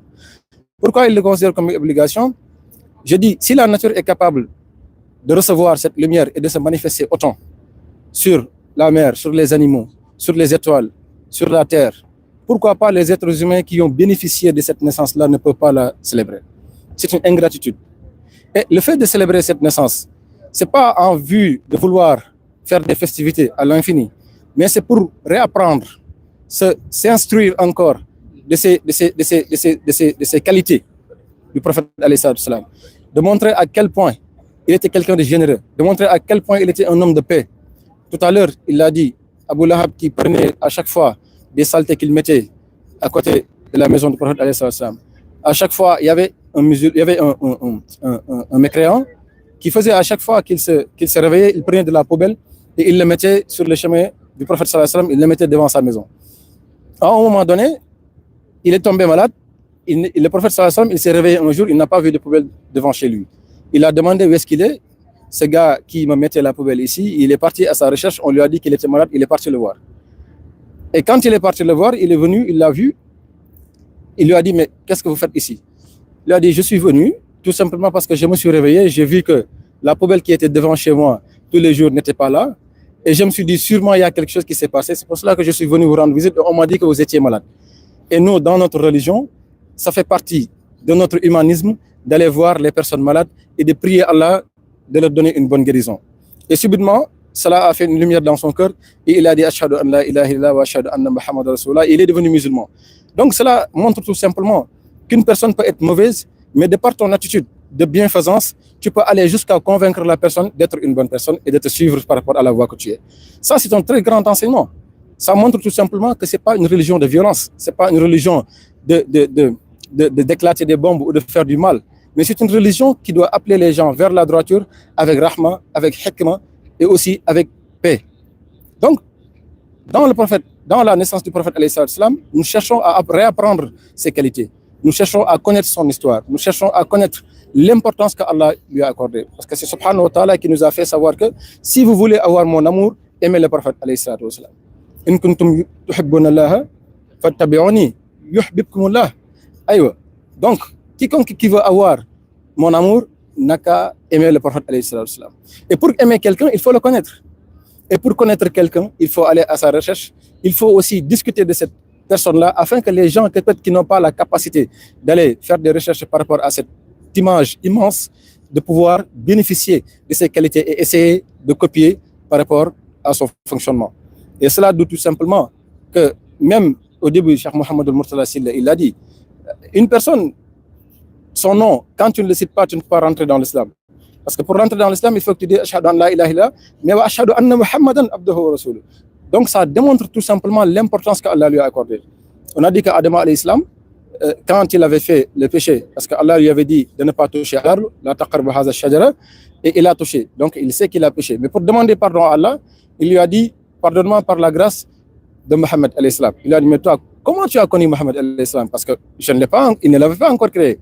Il lui a dit, connaissant la manière dont tu es jaloux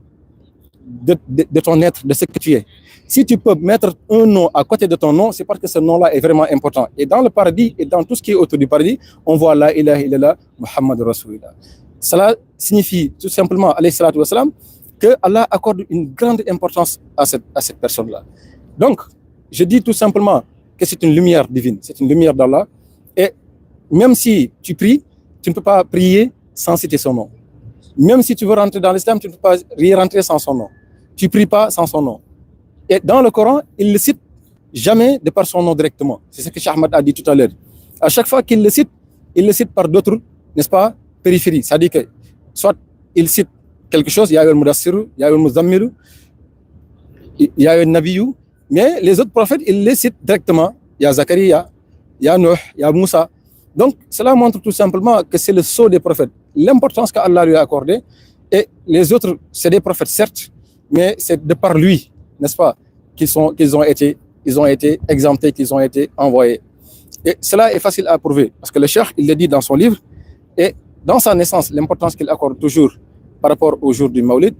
c'est pas le jour seulement ou la nuit, parce qu'il considère que tous les jours sont les jours de Gamou, les jours de Maulid, mais ce jour spécifiquement où il est né, c'est un jour, je pense, le plus important et le plus facile pour se rappeler de lui. Chacun de nous, nous fêtons nos anniversaires tous. Il n'y a pas quelqu'un le plus souvent dans ce monde-là qui ne se sente pas réjoui du jour de son anniversaire.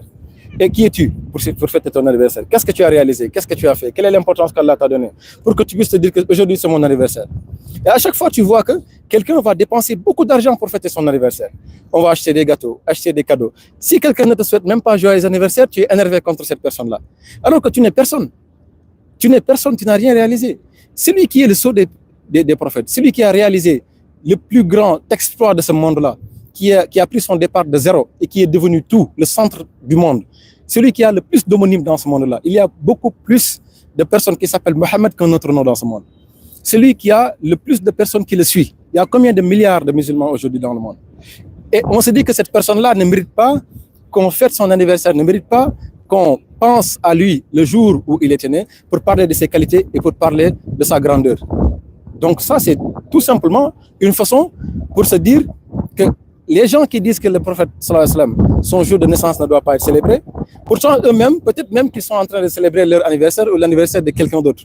Alors que ce quelqu'un d'autre-là n'est rien face au prophète sallallahu alayhi wa sallam. Donc moi je dis que le cheikh, ce qu'il nous a enseigné par rapport à ça, il a dit que celui qui célèbre la naissance de notre prophète, qui est la porte de la bonne guidée, point ne sera soumis au règlement des comptes. Demain alors, honore et glorifie cette naissance. فمن يعظم مولدا نبينا باب الهدى فلا يحسب عدا فاحترما وعظمي. C'est un ordre qu'il donne. فاحترما وعظمي. Donc, glorifie, honore et glorifie cette naissance. Donc, c'est une chose que le cheikh nous demande de faire. Et je pense que lui, voyant son niveau et la connaissance qu'il a et ce qu'il a réalisé dans ce monde-là, ces paroles ne sont pas à discuter pour un musulman. C'est ce que je pense. Quand il dit فمن يعظم مولدا خير البرايا أحمد فكشهيد شهد بدرا بغير وهم. Quiconque célèbre la naissance de la meilleure créature, en l'occurrence le plus louangé Ahmad, celui-là est comme un martyr qui a combattu à Badr, et ce sans illusion. Donc ça détermine l'importance de célébrer le Mawlid. فكل من أنفق في مولده المشرف مالا بغير سرف ولو بقدر درهم. Celui qui fait une dépense à l'occasion de la célébration de son honorable anniversaire en bien sans gaspillage, fût-ce l'équivalent d'un dirham. Un dirham, c'est presque, je peux dire, 10 euros, hein? 1 euro, 100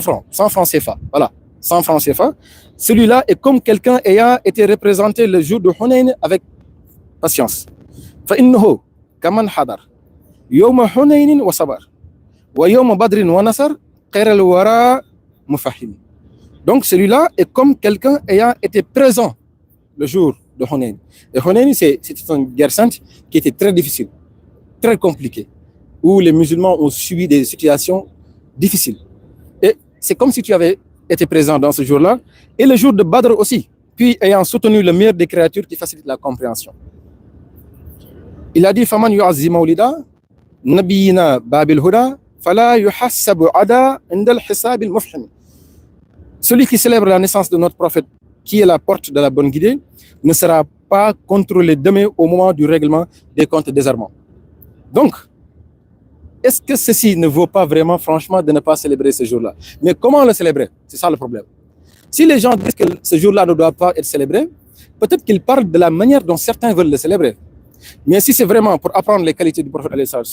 si c'est vraiment donner à manger, donner à boire, apprendre le Coran, lire des pages génériques, lire des poésies sur le prophète, faire des zikrs, faire des nawafil, je pense que ça doit se faire tous les jours. Et plus encore ce jour-là. Et il a dit فَإِنَّهُ قَدْ ظَفِرَ بِمَا يُدِيمُ الْبُشَرَى وَلَا يُلَاقِي ضَرَرًا يَوْمَ اجْتِمَاعِ الْأُمَمِ. Celui-là est certes nanti de ce qui pérennise la joie, et il ne rencontrera pas de malheur le jour du rassemblement des communautés. Qui? Celui qui célèbre le jour de la naissance du prophète. Donc, et il va jusqu'à dire, celui qui présente un repas à celui qui chante ou qui lit un texte liturgique pour l'honorer, réunira les bienfaits des gens doués d'une force de décision spirituelle. Et ces gens-là, on ne peut pas les compter. فَمَنْ تَعَامًا هَيَّأَ لِمَنْ لَهُ قَدْ قَرَأَ مُبَجِّلًا فَقَبَّهَا قَيْرَةِ أَهْلِ الْهِمَمِ. أهل الهمم, c'est les gens qui sont doués d'une force spirituelle. Donc celui qui donne un repas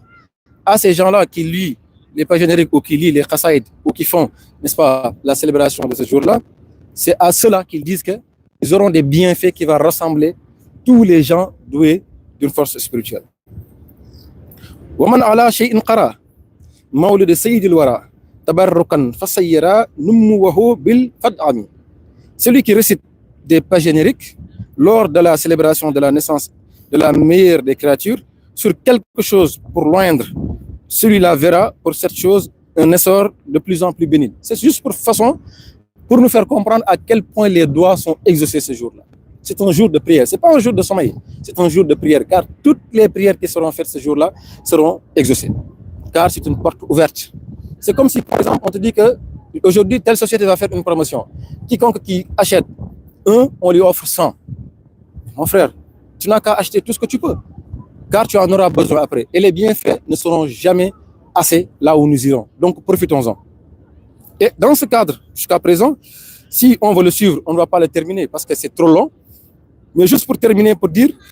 la vivification de la célébration de la naissance de l'annonciateur des bonnes nouvelles protège les familles et les demeure et renferme le remède des cœurs pour individus se réclamant de sa direction. Donc, je pense que ça suffit largement, tout ce qu'on a dit pour célébrer ce jour-là. Et toute personne qui peut faire des salawats sur le prophète, qui peut apprendre le Coran, qui peut faire des nawafil, en guise de remerciement. Chers frères, il faut qu'on sache que nous ne faisons pas seulement des ibadats parce que Allah nous a recommandé ça, mais nous devons faire des ibadats pour remercier Allah pour ce qu'il nous a donné. Nous avons tous des membres, des capacités, des moyens de vivre et de faire. Et celui qui nous a donné cela, sûrement, il en a peut-être à l'infini, certes, mais il y en a à qui il n'a pas donné. Il y a des gens aujourd'hui qui sont pauvres, qui n'ont rien du tout. Il y a des gens aujourd'hui qui sont faibles, malades. Il y a d'autres aujourd'hui qui sont en prison. Il y en a d'autres aujourd'hui qui ont des membres peut-être qui manquent de leur corps. Il y en a d'autres qui veulent faire mais qui n'y arrivent pas. Aujourd'hui, nous sommes tous peut-être là en train de parler du prophète alayhi salam. Et alhamdulillah, laisse-le, c'est bon, laisse-le, c'est bon. Nous sommes tous aujourd'hui en train de faire aujourd'hui le jour du Mawlid où nous sommes là devant le prophète alayhi salam. Il y en a d'autres qui sont dans leur pays et qui voudraient peut-être être là aujourd'hui pour pouvoir bénéficier de ces choses-là. Alhamdulillah. Ça c'est des gens qui viennent prouver ce qu'on vient de dire. Que quiconque qui donne à manger, n'est-ce pas, alhamdulillah, ce jour-là sera exempté de leurs péchés. Donc, alhamdulillah. Et je dis que nous devons faire tout aujourd'hui pour rendre grâce à Allah par rapport à cette situation-là. Et pour rendre grâce à Allah par rapport à cette situation-là, il faudrait que nous prions, que nous faisons des salawats sur le prophète. Que nous faisons toutes sortes d'ibadats, rien que pour remercier Allah de nous avoir donné quelqu'un comme le prophète alayhi salam. Car il y en a aujourd'hui des gens, il y a 7 milliards dans ce monde-là. Il y en a que 1 milliard et quelques qui sont des musulmans. Et Allah pouvait faire que nous ne fassions pas partie de ces 1 milliard-là. Si nous sommes aujourd'hui parmi ces 1 milliard-là et quelques, nous devons tout simplement nous dire qu'Allah nous a donné le plus grand cadeau et la plus grande lumière en fait de ce monde-là. Donc, alhamdulillah, rendons grâce à Allah et persévérons, avançons, faisons tout ce qui est possible pour prier, pour faire des zikrs, pour faire des nawafil, pour que Allah subhanahu wa ta'ala, qu'on dise au moins merci de nous avoir donné la chance de faire partie de la Ummah du prophète alayhi salam. Car il n'est pas donné à qui veut d'être musulman. Il n'est pas donné aussi à qui veut d'avoir l'intelligence et aussi la reconnaissance de célébrer cette nuit-là. Il y a des musulmans comme nous, mais qui pensent que cette nuit-là est même banni de la célébrer. Donc, si Allah nous donne la possibilité et l'opportunité d'être là à Madinatul Munawwara, de pouvoir célébrer cette nuit avec le prophète alayhi salam, s'il y a des gens qui doivent rendre grâce à Allah, nous devons être les premiers. Parce qu'il y a beaucoup de gens qui veulent venir ici aujourd'hui et qui n'y arrivent pas peut-être. Cheikh Ahmad Bamba Khadim Rassoul, il a dit que venir ici, si on lui avait proposé le ciel et la terre pour lui en trésor ou de l'or, il préfère venir à Madina que de voir cela. Donc, si nous, aujourd'hui, nous sommes là, nous ne connaissons pas l'importance d'être là. Car la meilleure des créatures aujourd'hui est dans cette ville. Et nous sommes là et nous avons la capacité de se rapprocher de lui et de prier et aussi de ressentir ce bienfait et cette lumière qui rôde autour de lui. Alhamdulillah Rabbil Alamin, nous remercions Allah et je sais que nous tous, nous sommes contents. Nous avons un cœur épanoui. Cheikh Ahmed, il l'a dit. Cheikh Mourtada Sylla lui-même, il a pleuré. Mohamed, tout le monde, ils ont un cœur épanoui, un cœur ouvert, car ils ont ressenti aujourd'hui, en fait, l'importance d'être là, dans cette ville-là, et le pourquoi le Cheikh avait dit qu'il aurait préféré être là que d'avoir le ciel et la terre remplis d'or et de trésors. Et nous ressentons ça aujourd'hui. Parce que tu ressens une force, une énergie, un cœur tellement épanoui. Subhanallah. Tu ne peux même pas l'expliquer. Alhamdulillah. Je pense que c'est suffisant. Et ça vaut vraiment la peine de célébrer cette nuit. Alhamdulillah. Je vais laisser Moustapha continuer parce que là, je sais que j'y arriverai plus en fait. J'y arriverai plus. Alhamdulillah.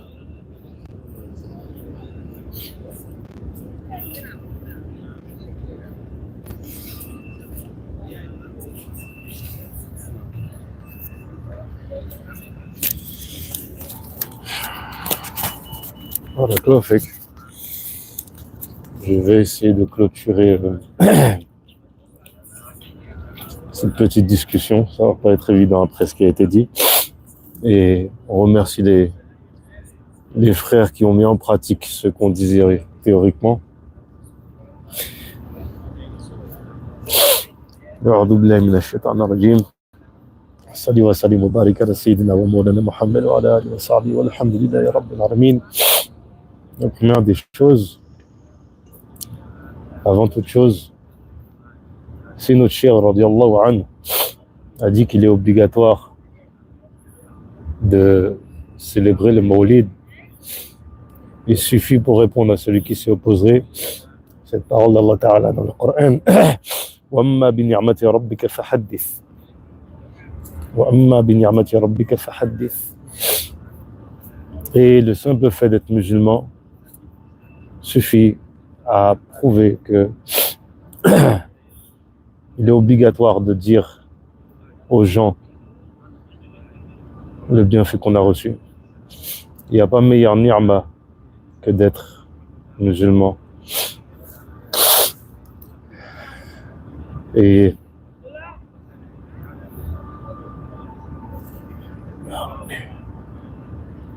le simple fait, pour que les gens comprennent en fait, le Mawlid c'est quoi? Certains diront les Sahaba n'ont pas fait le Mawlid.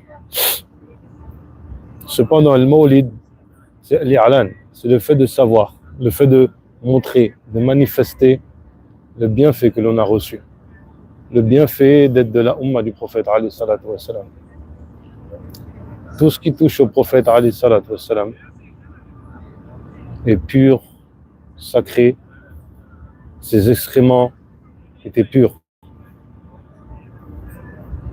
Si on veut savoir c'est quoi le adab vis-à-vis du prophète alayhi salatu wa salam qu'il faut avoir, il n'y a qu'à méditer le fait que lorsque le prophète alayhi salatu wa salam marchait et qu'il crachait, son crachat ne tombait pas par terre parce qu'il y avait un sahaba qui l'attrapait, qui le ramassait, qui le frottait, qui se frottait avec, et un autre qui venait, qui prenait pour se frotter avec.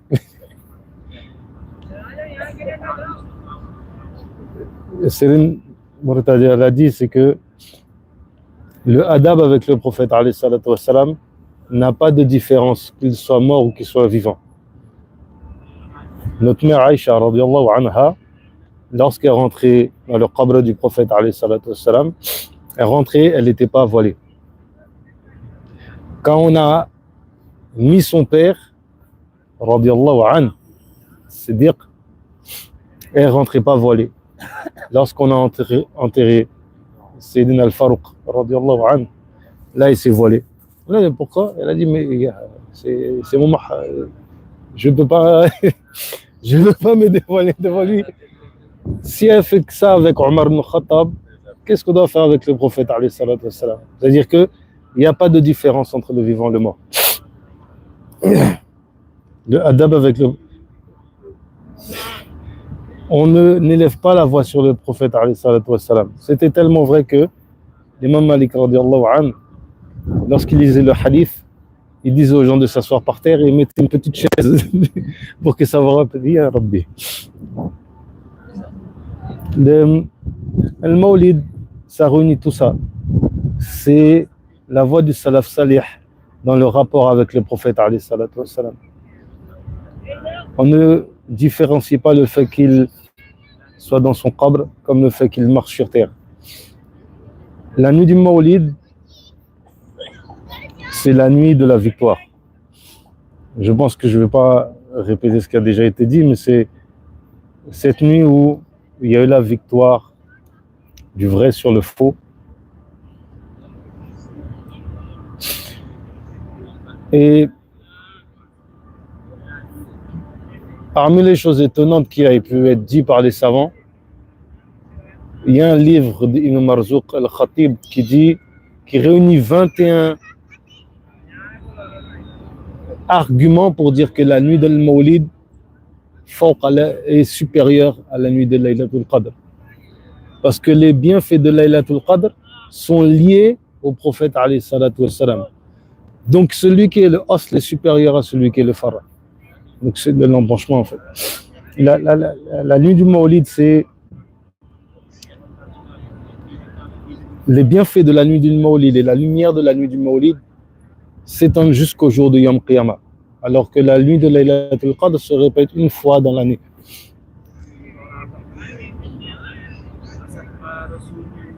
Lorsque l'on célèbre le Mawlid, il faut bien comprendre que on ne s'écarte pas de la sunna des Sahaba.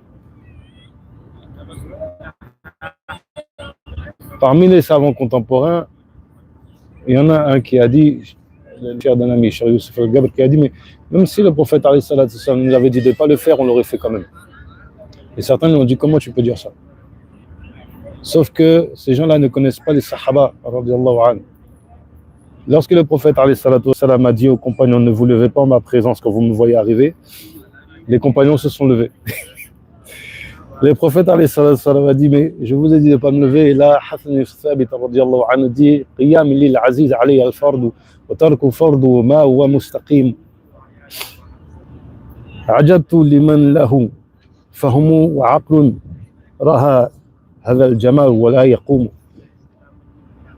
Me lever en fait pour mon ami est une obligation et délaisser une obligation. Et loin de la voie droite, je suis étonné d'une personne qui a de l'intelligence, de la compréhension, qui voit une telle beauté, qui ne se lève pas. Le adab des Sahaba vis-à-vis du prophète alayhi salatu wassalam, c'est ça que l'on tente de revivifier par le Mawlid. Et je vais conclure sur ça parce que mon esprit est embrouillé, je suis incapable de dire les choses de manière structurée, mais le simple fait de savoir que Cheikh a voulu venir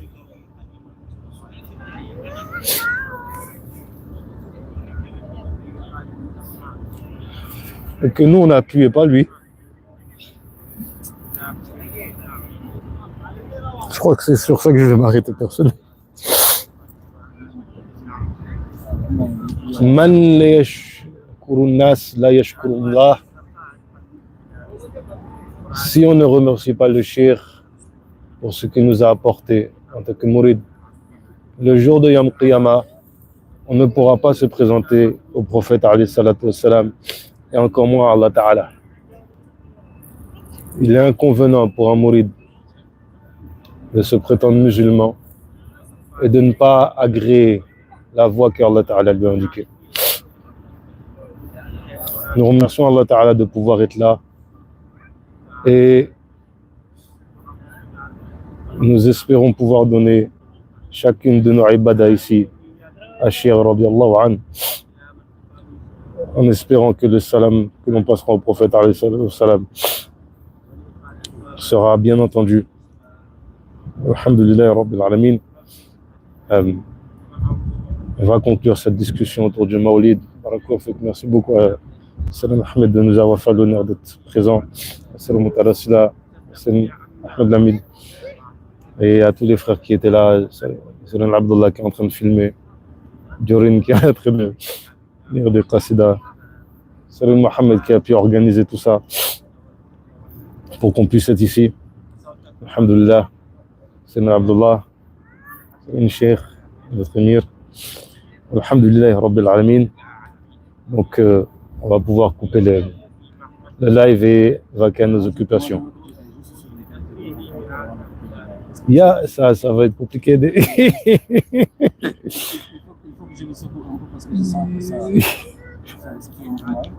il faudrait que je vienne un peu sur cette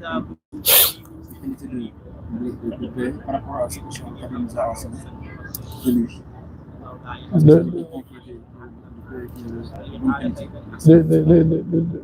Le plus petite chose que l'on peut dire sur le prophète alayhi salatu wassalam a été dit dans énormément de poèmes et honnêtement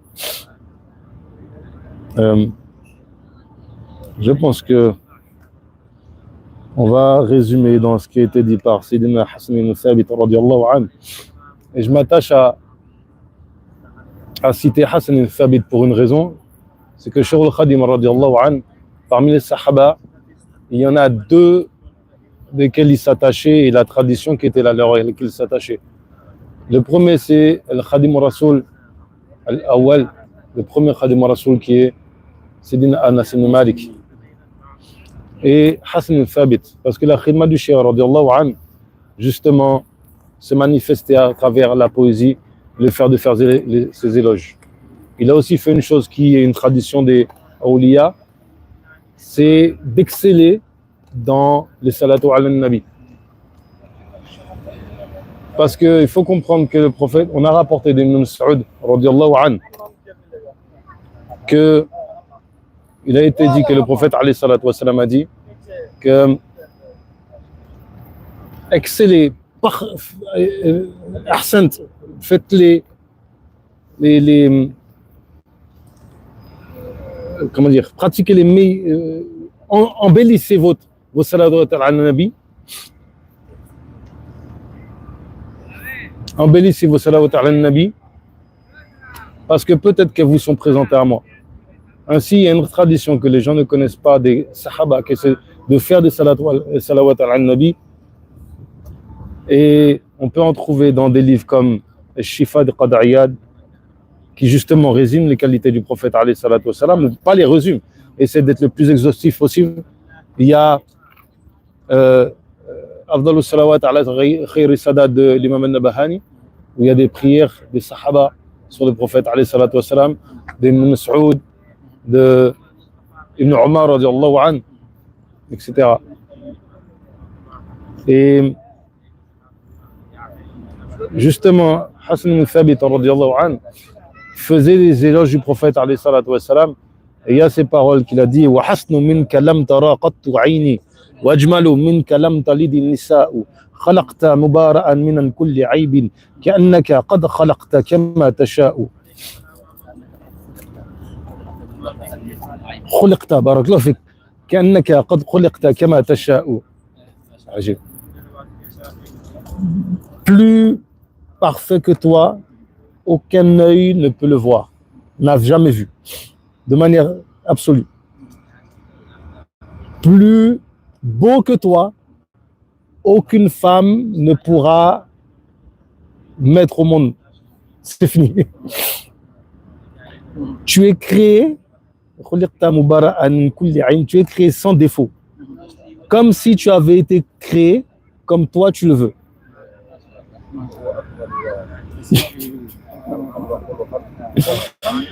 Que ce soit ta forme ou que ce soit ton caractère. Et en fait, au final, tous les poèmes qui ont été écrits par les awliya sont un charh de ces deux vers-là. C'est-à-dire que quand Cheikh, dans Mawahib Nafi', dans Jazb al-Qulub, fait les éloges du prophète alayhi salatu wassalam, quand l'imam Boussaïri, etc., dans la Hamziya, dans le Burda, tous ces poèmes-là sont en fait résumés dans ces vers-là. C'est que les qualités du prophète alayhi salatu wassalam sont parfaites. Souvent, on cite le verset Surat al-Qalam, Il y a deux versets qu'on oublie souvent, qui sont très importants. لقد جاءكم رسول من أنفسكم عزيز عليه ما عنتم حريص بالمؤمنين رؤوف عليكم بالمؤمنين رؤوف رحيم. En fait, déjà dans ce verset-là, ce qu'Allah Ta'ala nous dit au sujet du prophète alayhi salatu wassalam,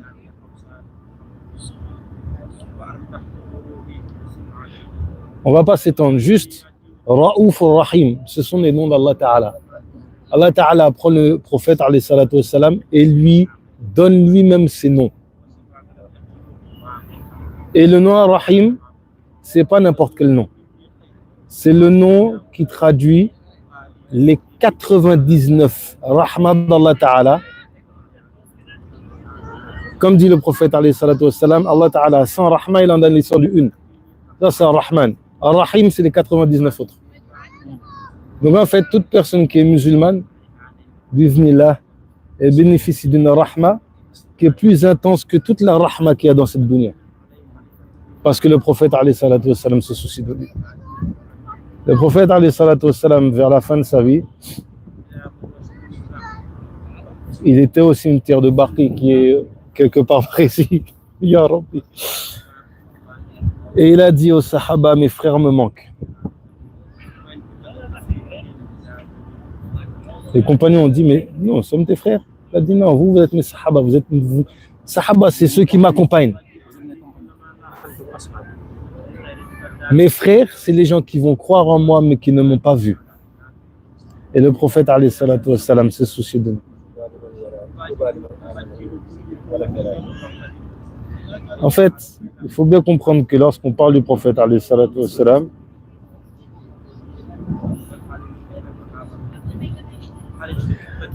on parle de... En fait, c'est pas qu'une question d'être la meilleure des créatures à l'itlaq. C'est plus que ça. On parle de la manifestation de la rahma d'Allah pour nous.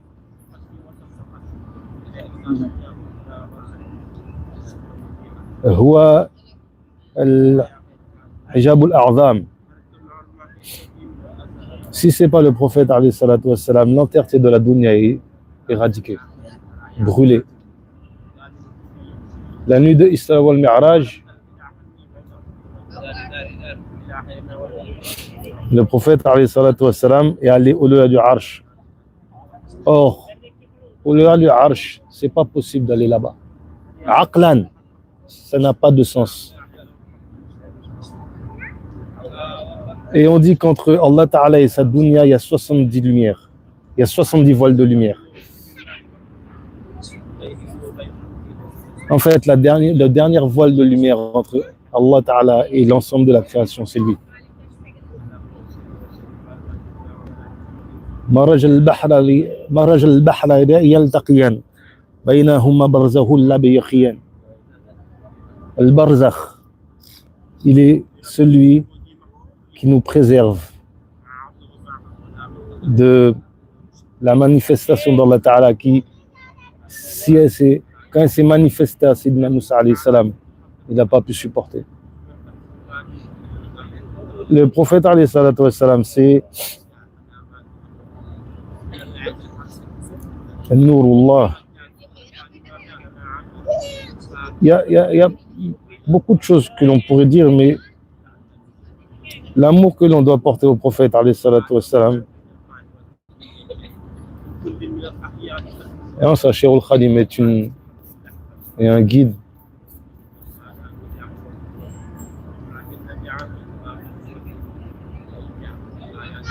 C'est l'amour en fait qu'on a pour son père, sa mère. C'est-à-dire qu'on ne peut aimer son père, sa mère, ses enfants qu'à travers le prophète alayhi salatu wassalam. L'imitation de la sunna du prophète alayhi salatu wassalam, c'est pas une forme. C'est pour pouvoir arriver à ce voile de lumière qu'il est, pour pouvoir être dans la proximité d'Allah Ta'ala. Parce qu'on ne peut pas aller au-delà de ça. Allah Ta'ala n'a pas permis cette chose-là. L'imitation de la sunna du prophète alayhi salatu wassalam, c'est pas seulement une forme. Pourquoi c'est pas une forme? Parmi les compagnons, celui qui imitait le plus le prophète, c'est Ibn Omar, radiallahu anhuma. Et les compagnons, notamment Aïcha, radiallahu anha, elle disait que on le voyait suivre imiter la sunna au point qu'on croyait qu'il allait devenir fou. Pourquoi est-ce qu'ils ont dit allait devenir fou? Pourquoi imiter le prophète pourrait te rendre fou? C'est parce que eux, ils savaient ce que c'était. Ils comprenaient que, à force d'être dans cet état-là, tu es dans une proximité divine. Et cette proximité divine où tu arrives, en vérité, il n'y a que le prophète qui peut gérer. Dans chaque prière, on peut tenter de se rapprocher de ça.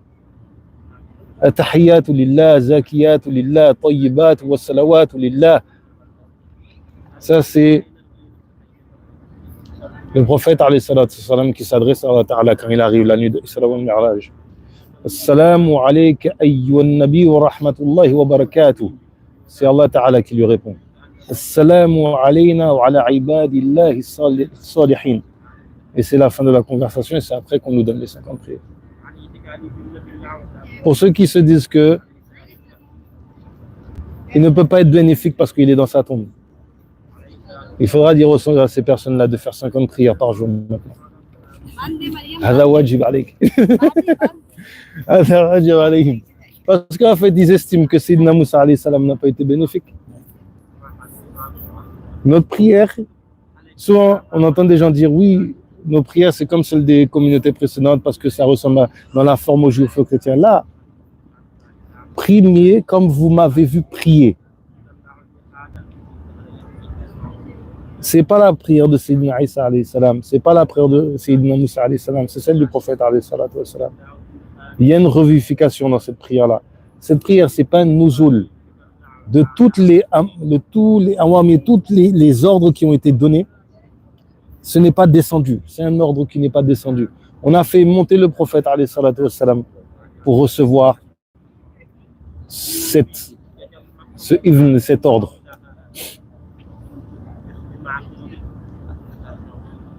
Le Maulid, c'est revenir à tout ça, revenir à cette obligation d'aimer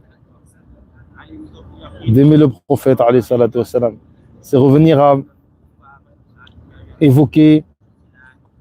la victoire que représente cette nuit. Inna fatahna laka fathan mubina. C'est revenir à ça. C'est que les gens qui,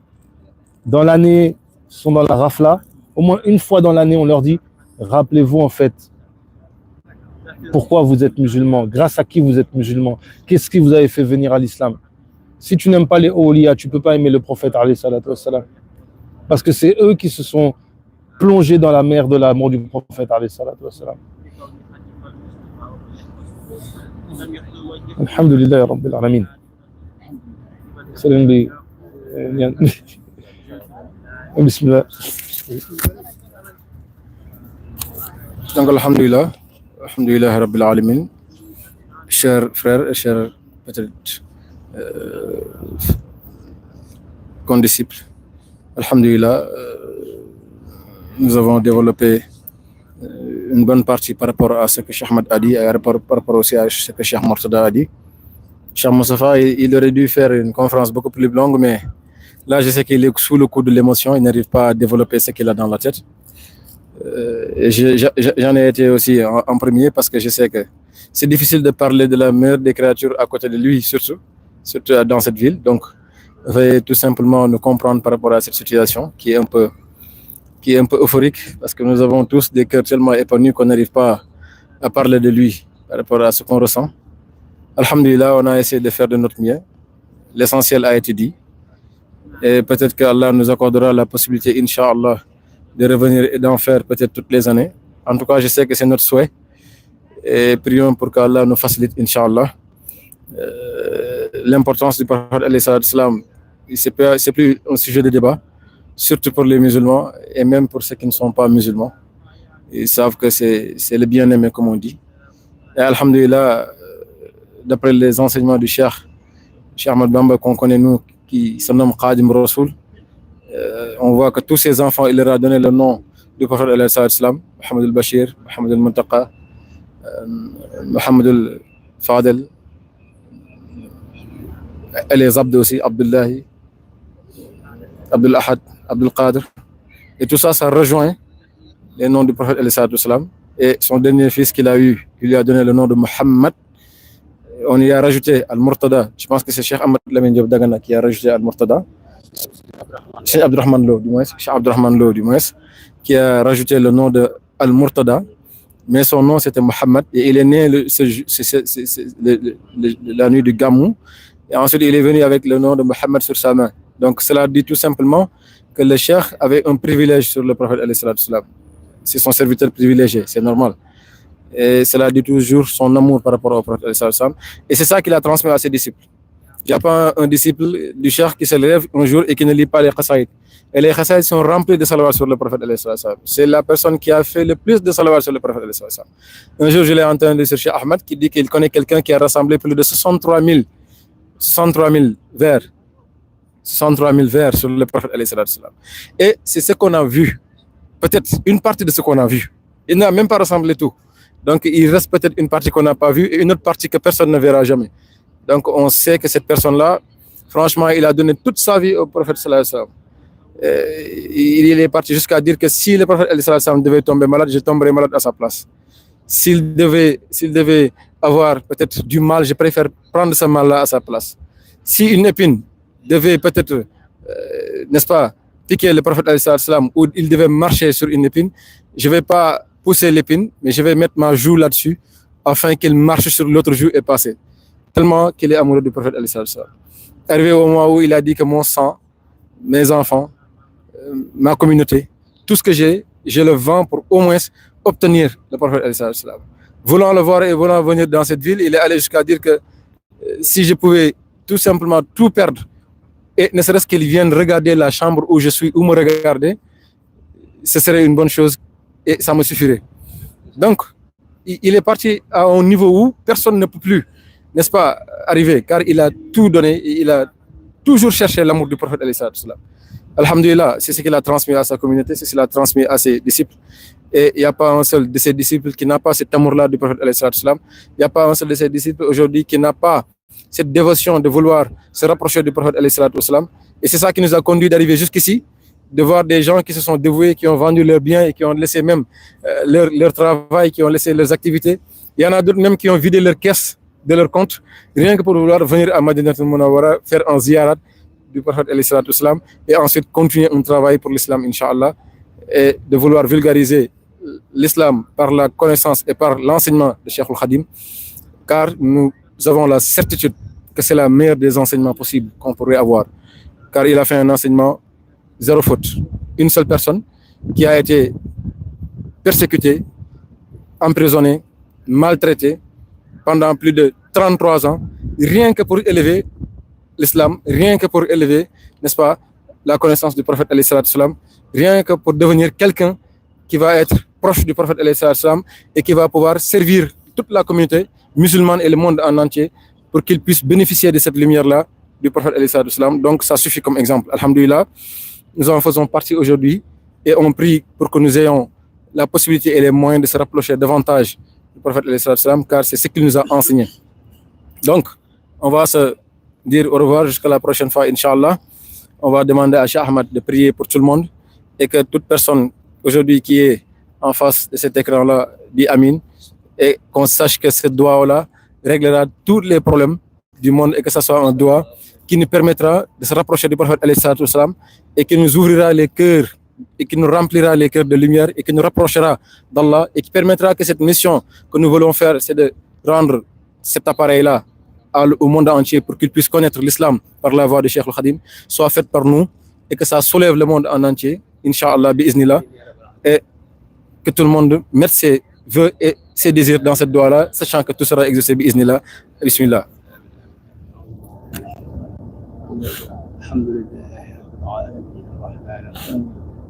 إياك نعبد وإياك آمين يا رب العالمين. الله لا إله إلا هو الحي القيوم له ما في السماوات آمين. وسع كرسيه السماوات والأرض ولا يؤوده آمين يا رب العالمين. اللهم صل على آمين سيدنا يا رب آمين اللهم صل وسلم وبارك آمين يا رب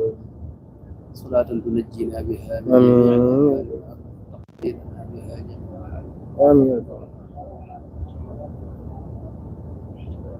آمين يا رب ربنا لا تؤاخذنا إن نسينا آمين يا رب ربنا ولا تحمل علينا إصرا كما حملته على الذين من قبلنا آمين يا رب ربنا ولا تحملنا على طاعتنا واعف عنا آمين. واغفر لنا وارحمنا أنت مولانا فانصرنا على القوم ربنا لا تزغ آمين. قلوبنا بعد إذ هديتنا وهب لنا من لدنك رحمة إنك أنت الوهاب آمين ربنا اغفر لنا ذنوبنا وإسرافنا في أمرنا وثبت أقدامنا وانصرنا على القوم الكافرين. ربنا إننا سمعنا مناديا ينادي للإيمان أن آمنوا آمين. بربكم فآمنا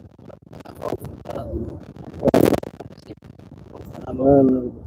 ربنا وآتنا ما وعدتنا آمين على يا رسلك رب ولا تخزنا يوم القيامة إنك لا تخلف آمين يا رب فاستجاب لهم ربهم آمين يا رب آمين وافتح لنا كل آمين يا باب رب. كنت فاتحه للصالحين من الخيرات آمين يا رب وسبنا نهج رشد واغفر آمين لنا يا رب. الجن والشيطان يا الله وهب لنا كل ما آمين يا رب وهب لنا كل ما نختار آمين. كل ذي سعة ويسر كل ذي التعسير طول لنا عمرنا صحح لنا رشد ودمر كل أعداء آمين قبل الرسول يا الله يا الله اللهم لا تدع لنا آمين يا ذنبا رب. إلا غفرته ولا هما إلا فرجته آمين يا رب ولا دينا إلا قضيته ولا مرضا إلا شفيته ولا حاجة آمين يا رب هي لك رضا إلا وليتها يا أرحم الراحمين يا آمين يا رب يا أرحم يا الله. آمين. صلى الله آمين. وسلم وبارك على سيدنا محمد سلام آمين يديك آمين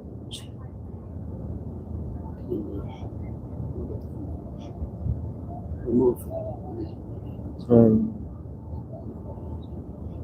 ببركة اسمك آمين آمين يا حي يا قيوم يا بديع السماوات والأرض يا ذا الجلال والإكرام يا من لا إله إلا أنت سبحانك إني كنت من الظالمين فاستجبنا له ونجيناه من الغم آمين وكذلك نجي المؤمنين صلى الله عليه وسلم محمد وكلنا وقوبنا وكلنا وهب لنا حسن الختام وصلي على آمين وقبله آمين.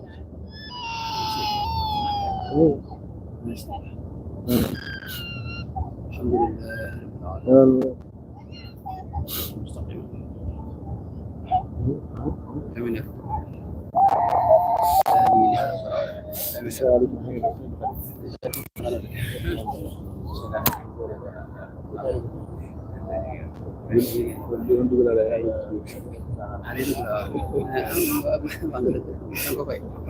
رب امين